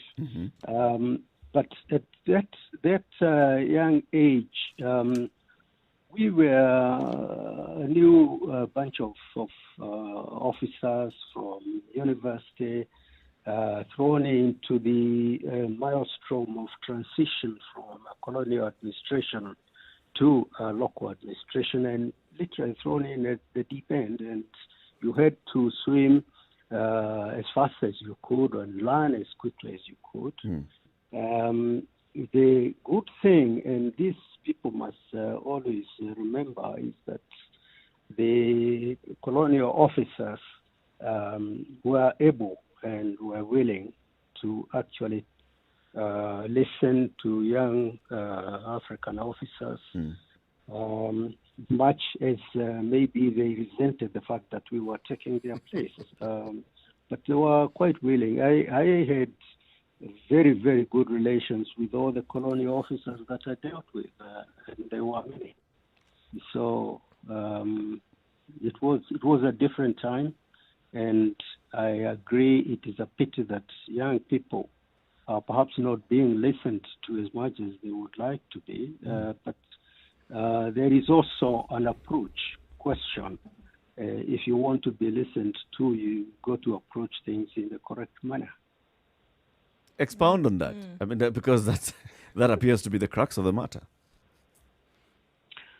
There is a bit of a problem about perceptions today.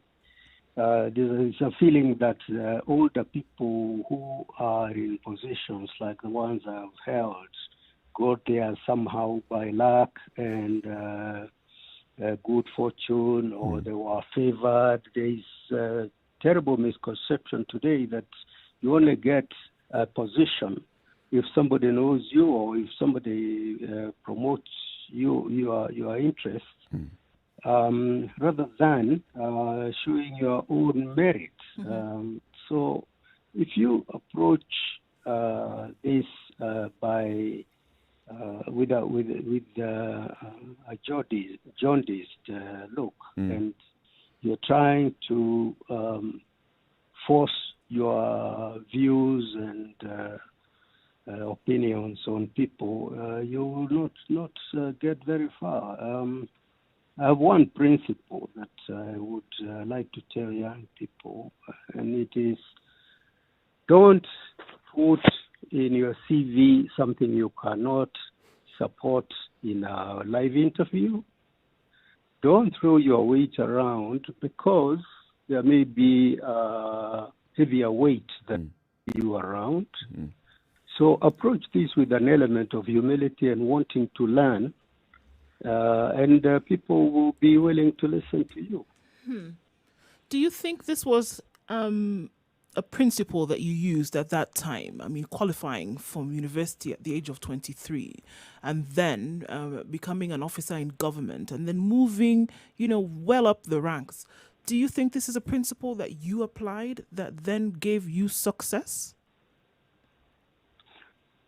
One of the things that really I now look back and see is that everywhere I worked, quite apart from listening to those who knew better than I did, was I could perhaps identify what I call gaps. You know, in every organizational setup, however well structured and managed, you always find gaps. Today, people call them inefficiencies or something else.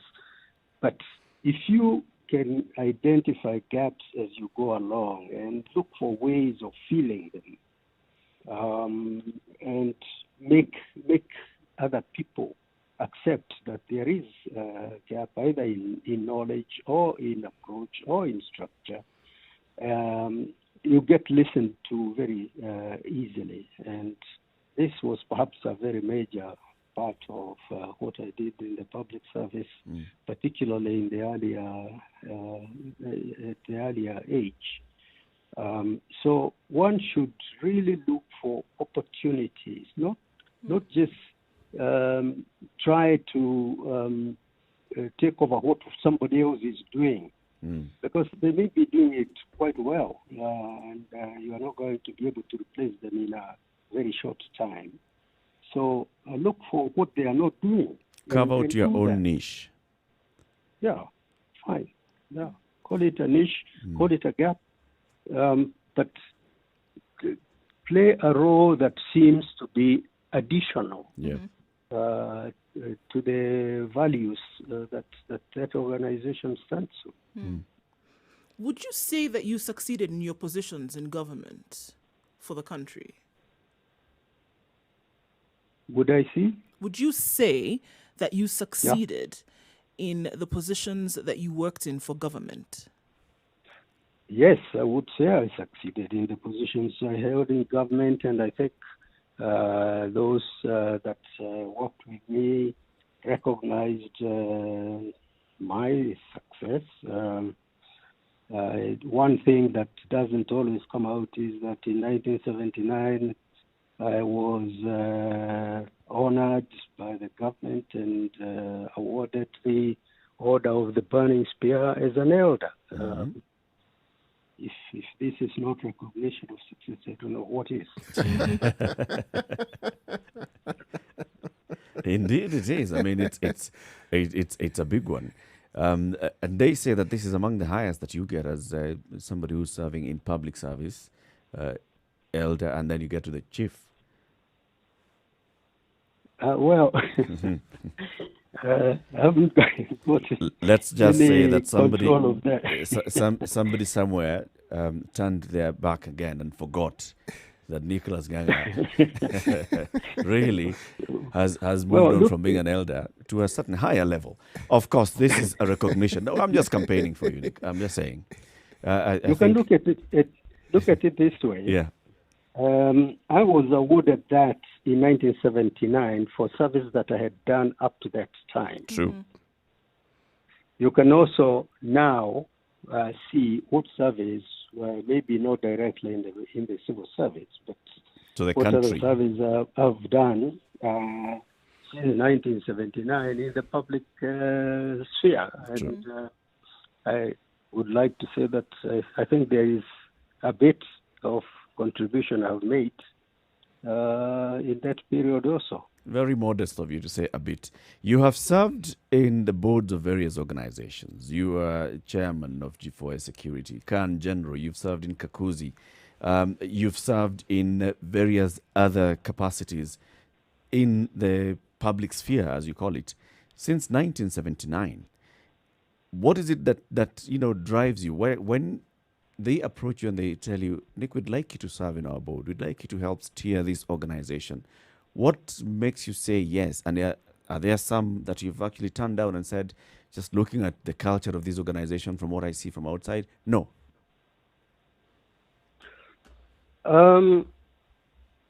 Let me perhaps suggest that what I have done has been basically by invitation from people that have seen what I've done elsewhere. I've had maybe one or two invitations that I did not accept. Yeah. But all the ones that I've done have been done because, first, they are things I thought I would enjoy doing. And secondly, because I thought there were things where I could contribute to some extent. And I think I have contributed. Those that you say you enjoy doing, just looking at some of them, you have steered the safari rally in the country. You've steered the Kenya Golf Union. Okay, golf, I can see you enjoy golf.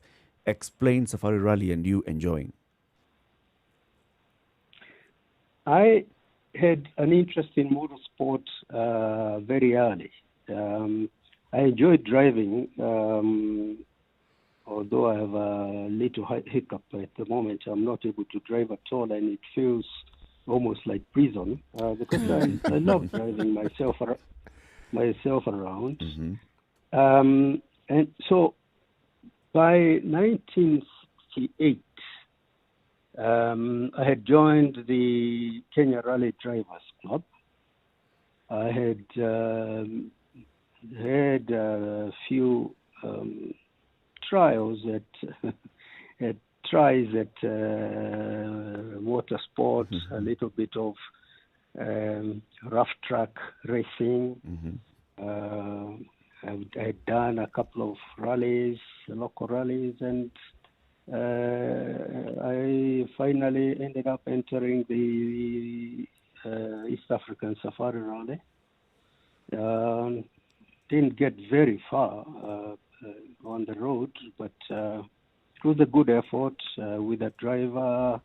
The late Peter Shiuka was my driver. I was co-driver, and we made an effort at that. So I was in motorsports.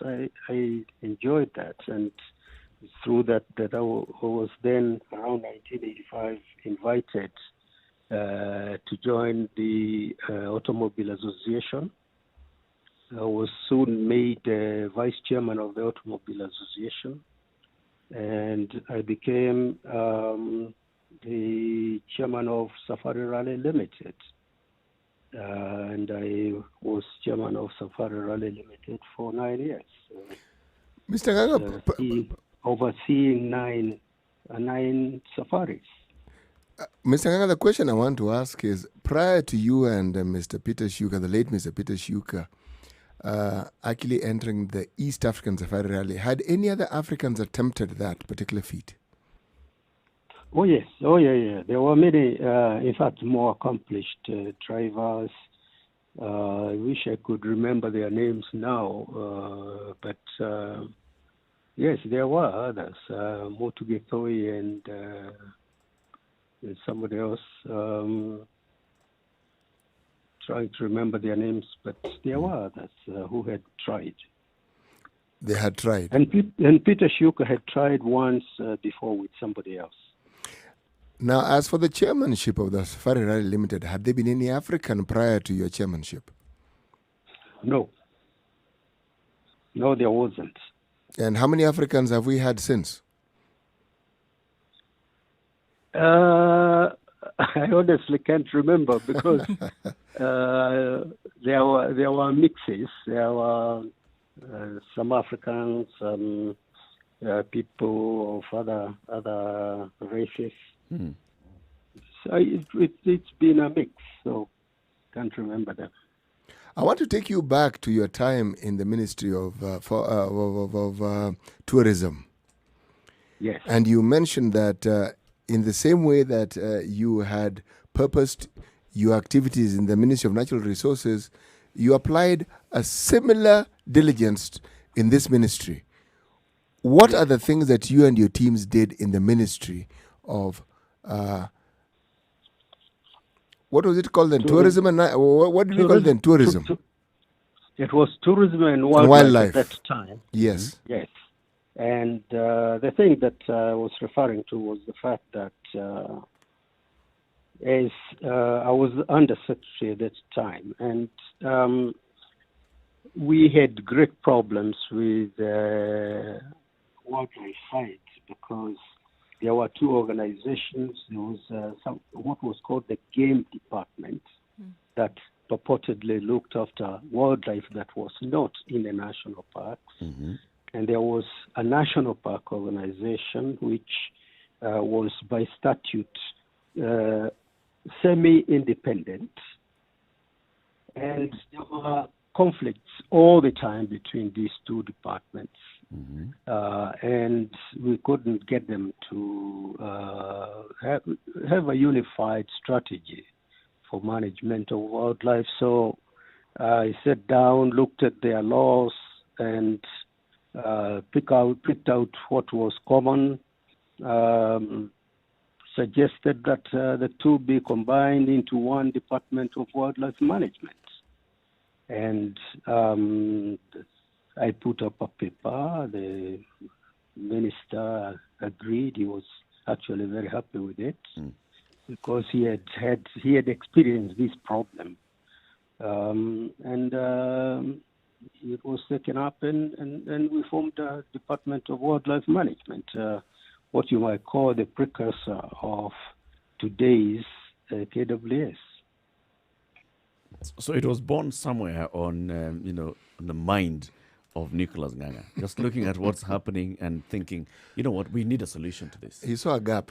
So seeing the gap constantly and thinking, you know what, instead of joining any of these sides or doing what everybody else has been doing. What everybody else has been doing is coming up with an idea and seeing that this idea helps to better manage wildlife in the country. Indeed, this is what we call trailblazing. Well, it is, but tell me, is it, Mr. Nganga, is this the same sort of thinking that you would say that you carried with you into the corporate world? Okay, yes, in a sense, but there are differences, of course, between the public sector and the corporate world. In the public sector, there isn't the sense of immediate, outright, and agency of competition.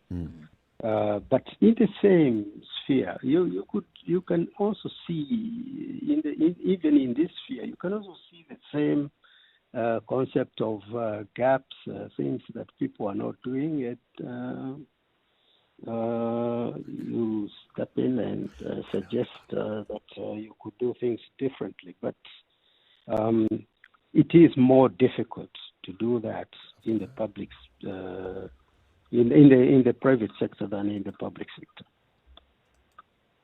I want us to take a quick break, Nicholas Nganga, as we take a look at weather and then traffic and continue this conversation. What we're having this morning is basically a profile interview, looking into the life and the works of Nicholas Nganga, who has served in public service. Says first started working for the country in 1962 as a district officer, rose through the ranks, through various ministries, up to the highest level of permanent secretary. Served as permanent secretary in ministries of foreign affairs, Ministry of Finance, Ministry of Health. Also worked in various other capacities in the public sector, and then also moved into the private sector, where he has contributed immensely to very many things. Chairman of the Safari Rally Limited for 9 years and overseeing 9 safari rallies, participating in the East African Classic as a co-driver, getting into the boards of various private sector organizations, steering bodies, and until recently, he's still a member of very many boards and also chairing several boards. But until recently, he's also the chairman of Safaricom Limited, where he served for another 13 years at the helm of this particular board. This conversation with Nicholas Nganga continues. Any questions, any comments, Spice FM KE, Facebook, YouTube, and Twitter. And then at some point, we'll open up the phone lines if you've got any question that you'd like to ask him directly. 0719 012 600, 29 minutes past 9. Spice FM, Malindi. The weather with Spice FM. Right, warming up in Nairobi just a little bit and the clouds disappearing. Mostly sunny conditions at 17. We'll see highs of 24 and coming down to a low of 12 today with a bit of haze later in the afternoon. And in Nyeri at 17 degrees, we'll see showers later, highs of 23 and lows of 13. Sunny conditions in Nakuru will change by rains in the afternoon with highs of 23 and lows of 13. It's 16 and mostly cloudy in Eldoret this morning. There's a chance of thunderstorms later with highs of 19 and lows of 12. In Kisumu, it's partly cloudy at 22, highs of 27 and lows of 19. 19 degrees in Kakamega, and it's mostly sunny. Going to wet conditions in the afternoon with highs of 24 and lows of 15. The showers will come in strong in Mombasa later on, highs of 28 and lows of 22. Malindi also will follow in the same fashion with highs of 28 and lows of 23. Kampala is partly cloudy at 21 degrees. We'll see highs of 26 and lows of 17 with showers in the afternoon. Dar es Salaam will also be wet this afternoon with highs of 30 and lows of 21. 9 degrees in Johannesburg right now. It's mostly sunny and And those sunny conditions will last most of the day with highs of 19 and lows of 4. And Lagos will see showers with highs of 28 and lows of 23. We'll take a last look into Europe now, where it's 20 degrees in London, highs of 31 and lows of 17. Paris also will see a warm day with highs of 34 and lows of 18. And we'll wrap things up in in New York, where the Hurricane Isaiah is still making some serious moves here, highs of 29 and lows of 22.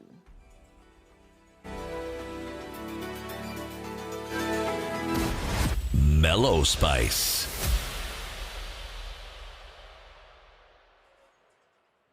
All right, some heavy traffic on Waiaki Way. Higher up there, though, if you're using the Kino-Kikuyu Road, there's heavy traffic at Uthiru, so you want to be careful. In and outbound for some reason. We don't know what is causing that yet.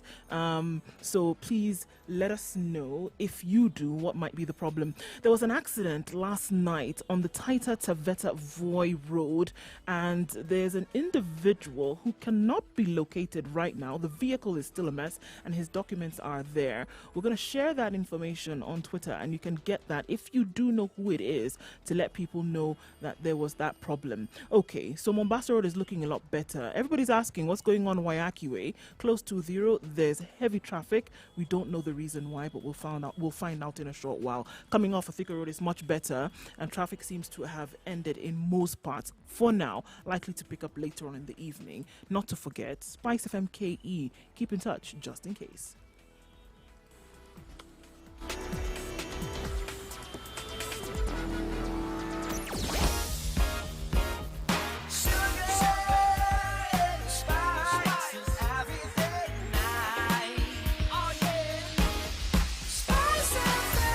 Spice up your life. Mature, intelligent talk every morning. Spice up yourself.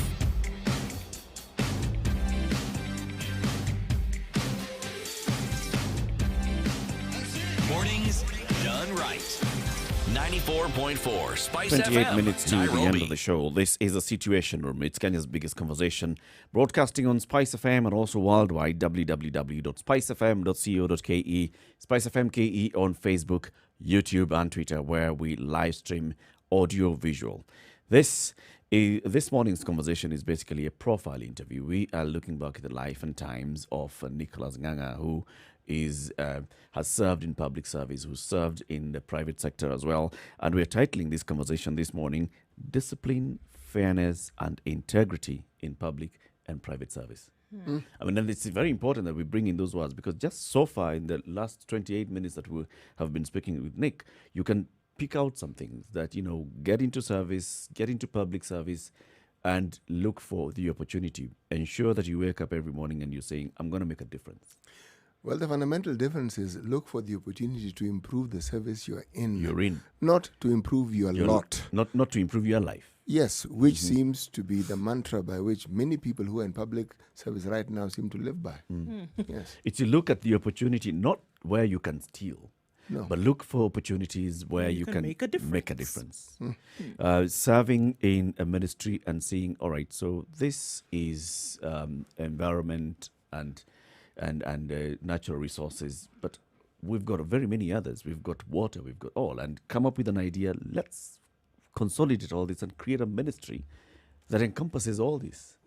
And that idea, as a young person in the age of 25, you take to your bosses and your bosses look at it and say, yes, we Makes can sense. restructure the government based on the ideas of a brilliant young man.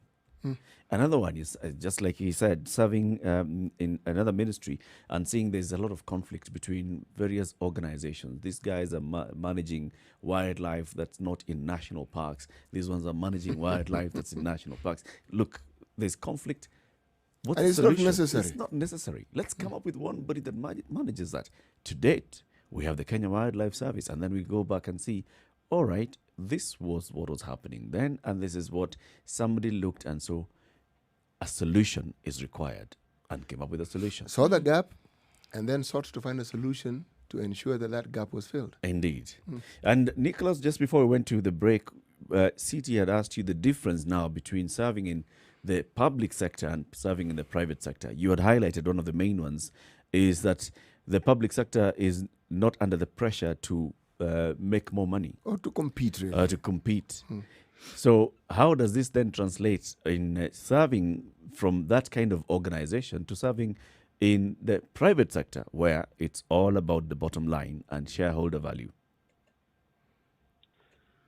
Okay, let me first clarify that most of my experience in the private sector has been at the level of chairman. Yep. In other words, it's a board role rather than an executive role. Although I had a little experience running a government corporation that was commercial. The difference really is that you have to make decisions much more quickly. You've got to study your ecosystem much better in the private sector, and to be a little more focused. In the public sector, you can actually look at a very wide range of things that impinge on your policy, because every policy of every ministry has some kind of relationship with every other aspect of government. But when you are in the private sector, you have a much more focused strategy. You have to deal with issues more rapidly and quickly. You've got to be more agile in decision making, and to understand your field very much better than perhaps everybody else. That's the only way you can become a leading corporate. If you understand your market better, you understand your people better, you understand the needs of your market, and you design your strategies and policies in a more focused way. Looking at the advice, I mean, you talked about it, serving in an advisory capacity on boards in the corporate sector. And it obviously requires an element of wisdom in order to give advice or in order to lead a company in a certain way. Do you think that your experiences from the public service then influenced the role that you then now played in the corporate sector? It does, to the extent that at the end of the day, what you're dealing with is people. Decision making is not about some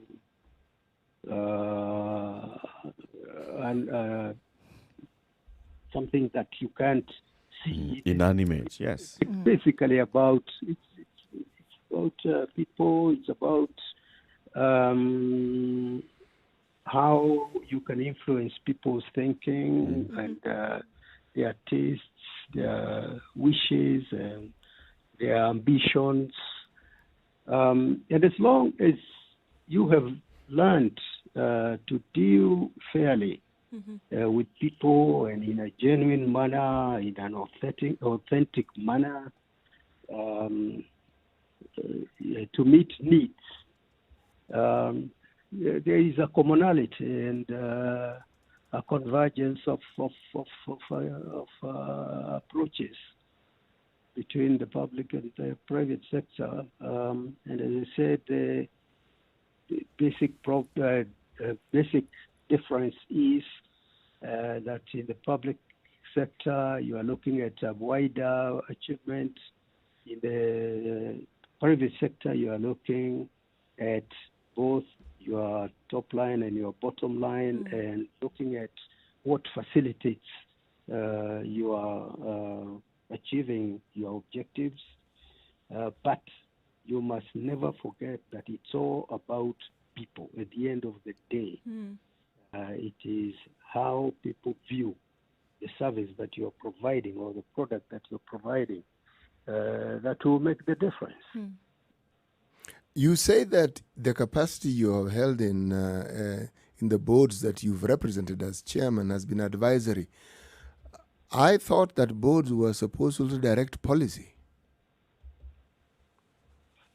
I'm not quite sure that I use the word advisory myself.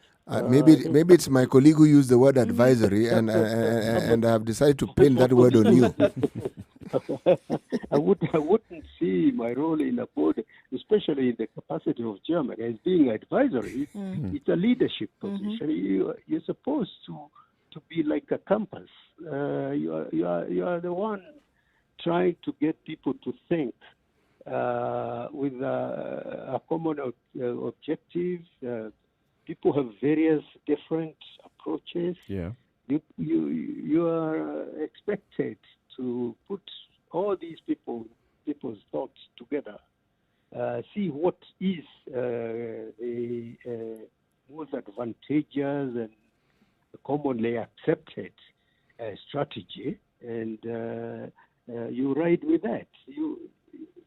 You can't just sit there and be advisor. What would you be advising about? The corporate or the private sector is reputed to be not just competitive but cutthroat.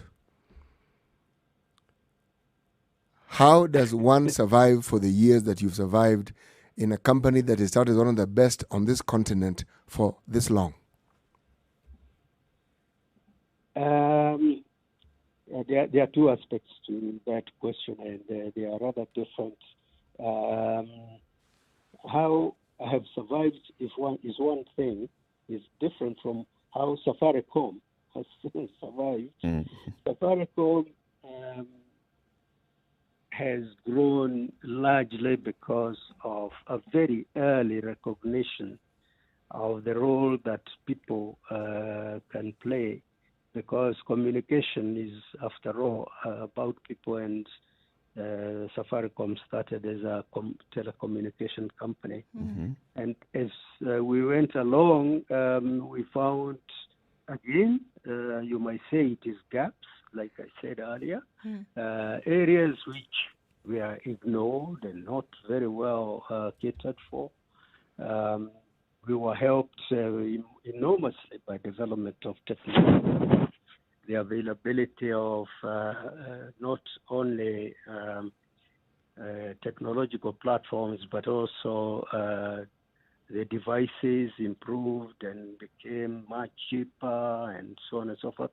So as we went along, we were looking at what is it that people want, and what is it that they are not getting. What is it that you can do with this little gadget that has access to a platform that connects it to other, and so on and so forth. So this is how products like M-Pesa came up. Is there something that we can do to assist people who are not getting this kind of service? And of course, once you establish your ability or capacity in an area like that, then you tend to grow and grow fast. Don't ask me why others didn't do it at the same rate, because I don't know. I really think that one would have expected them to. But that is Safaricom growing on basically appreciating the needs of the people, what people want, and trying to provide that. As for my own stay at Safaricom, it's got to do a lot with what I might call my style of leadership, which, as I said earlier, is I try to be as authentic as I can be. I try to be very fair. I listen to people. By the way, that to me is a critical, fundamental thing, that if you are a leader, you are not the holder of wisdom. You are there to, yes, you use your own capability and wisdom to tap the wisdom of other people. You listen to other people. Nobody's idea is unimportant. But as you do that, Chairman, and you're Yeah. sitting there and people maybe are presenting very divergent opinions which they hold very dear, and they're arguing and they're willing to die for those opinions, how do you make the decision on what direction to take? You continue to get their thinking together. You glean from what they are saying what is of common interests. At the end of the day, when people, if you manage people's thinking and contribution talking well enough, you're going to find that people are trying, if they are genuine, people are trying to get to the same objective, but it's their ways of approaching that are different. So you keep on trying to bring them back to the objective and asking, how do you think of the other person's idea? What's wrong with it? And eventually, if you've got the capacity or the capability to listen and draw people's thinking closer together. In other words, I hate using the word compromise, because compromise has a tendency to imply that you are sacrificing objectives. You're ceding, you're losing something. Collectivity of ideas. And you bring people together that way, and eventually you arrive at perhaps, in fact, the best solution, because it has got inputs from many kinds of wisdom. Indeed, the success and failure of many organizations has often been pinned on the board. And if we look at very many organizations in the country, both in the public and private sector, parastatals and listed companies and non-listed companies, when things start going wrong, people still head back and question the board and the decisions that the boards were making. From your experience, I mean, you're a Kenyan, you have served in various capacities in various boards, you have also seen and witnessed for yourself companies taking the wrong turns. What is it that affects that leadership at the board level that says a company just going downwards, spiraling downwards? Well, that's a very broad question, because no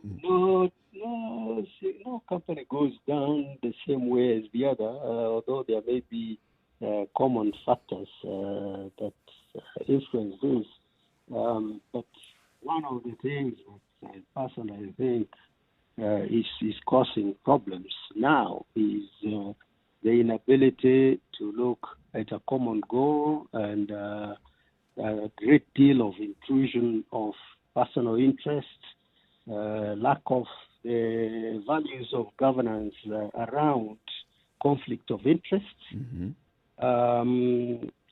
intrusion of external factors like you may say political factors and that kind of intrusion. All those things, if allowed to come into the deliberations of a board, will lead to lack of clear foresight and clear strategy. And what we will have then is basically infighting, sometimes overt, sometimes covert, that removes from the board the ability to lead, to give direction. Of course, at Safaricom, Nicholas, that must have tried to enter into the board or into the leadership of the organization. For Safaricom, such a big organization making so much money, those were constant threats. How did you keep them out of the door?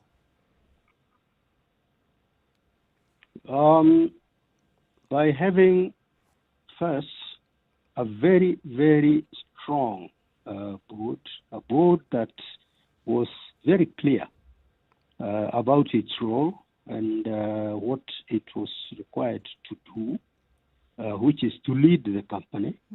A board that understood, had actually all the competencies. When you talk about technology, finance, legal, all the competencies were available in the board. And above all, a protective board, a board that protected the management. Talking about management, Safaricom has perhaps the strongest professional team, technological team, in this country. It's a very, very strong team with very good leadership. So when everybody is working together and in unison, and you have, to the extent possible, complied with all governance requirements, then you're in a position to tell people, please leave me alone or let me get on with things because your intrusion is only going to interfere with this. Let me add here a couple of things. The regulatory frame in any business is very important, and you have to understand fully the regulatory framework in which you are working or you are trying to manage your business, and manage that properly.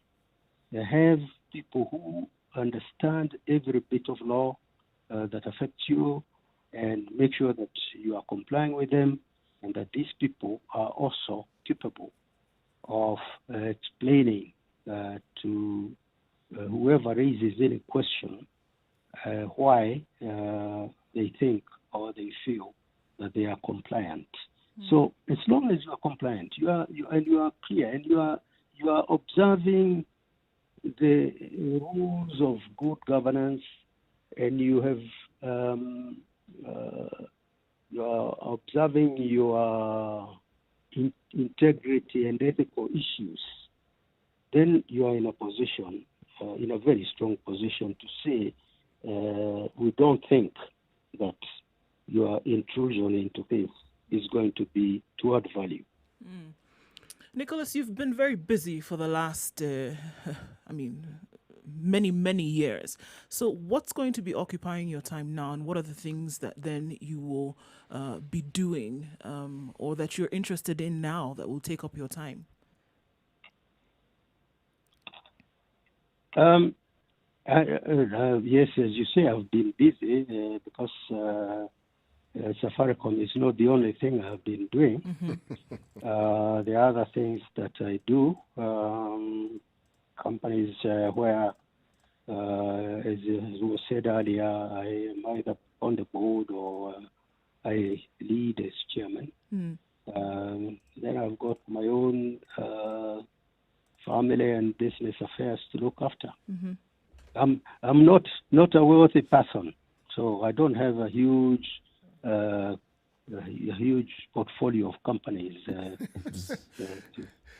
Perhaps, bother about. if you'll allow me to ask you a specific question. What interests you in terms of business? Something that occupies your mind and even your heart, personally. What occupies me? What occupies your mind and heart personally in terms of business?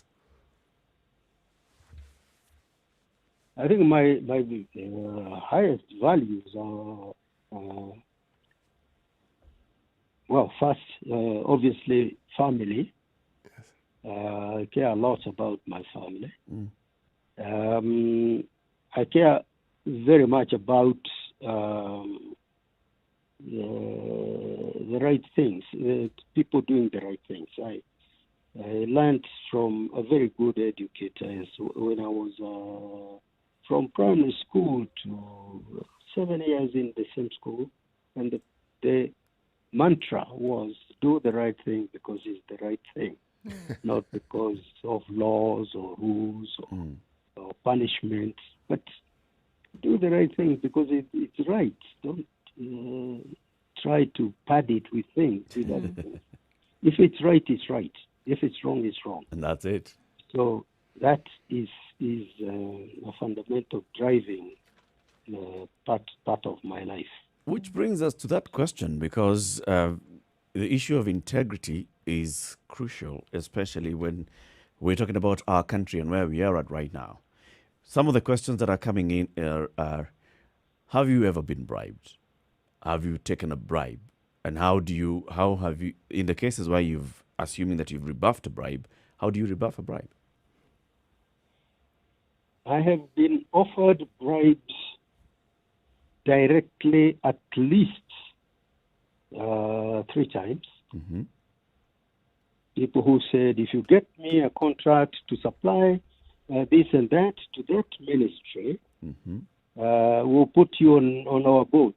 I said, well, fine, thank you very much. I don't want to be on your boat.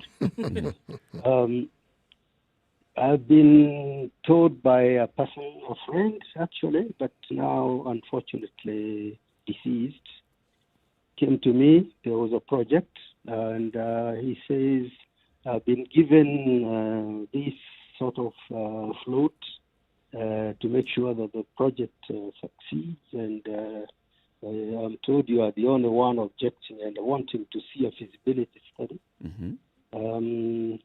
Is there a way we can get you to give up this idea of a feasibility study? I said no. Keep your float. What I want is a feasibility study, and I'm going to insist on it. Mm-hmm. So these things have happened to me, and I've said I can't live without that kind of thing. Mm. So, yeah, I've never accepted a bribe in my life. We want to thank you very much, Nicholas, for speaking to us. Nicholas Nganga is immediate former chairman of Safaricom PLC. He still serves in various other capacities, in various boards of various organizations. He has served in the public service for many years.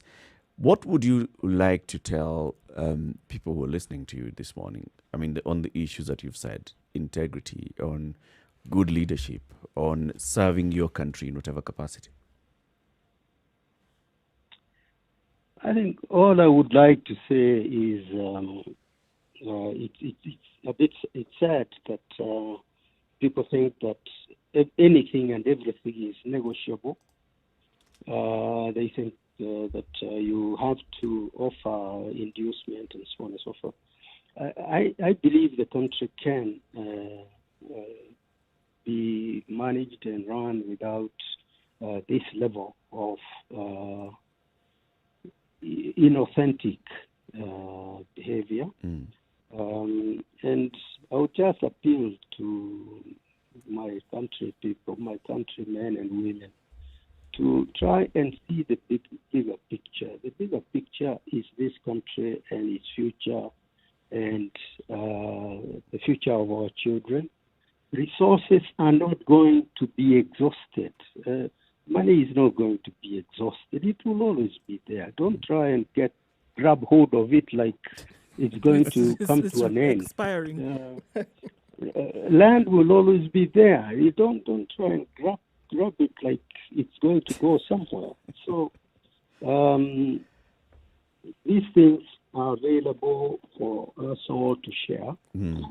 And if we have the spirit of sharing the common good, knowing that as a person, as an individual, you cannot really survive entirely on your own just because either you have got a lot of money or a lot of land. Yeah.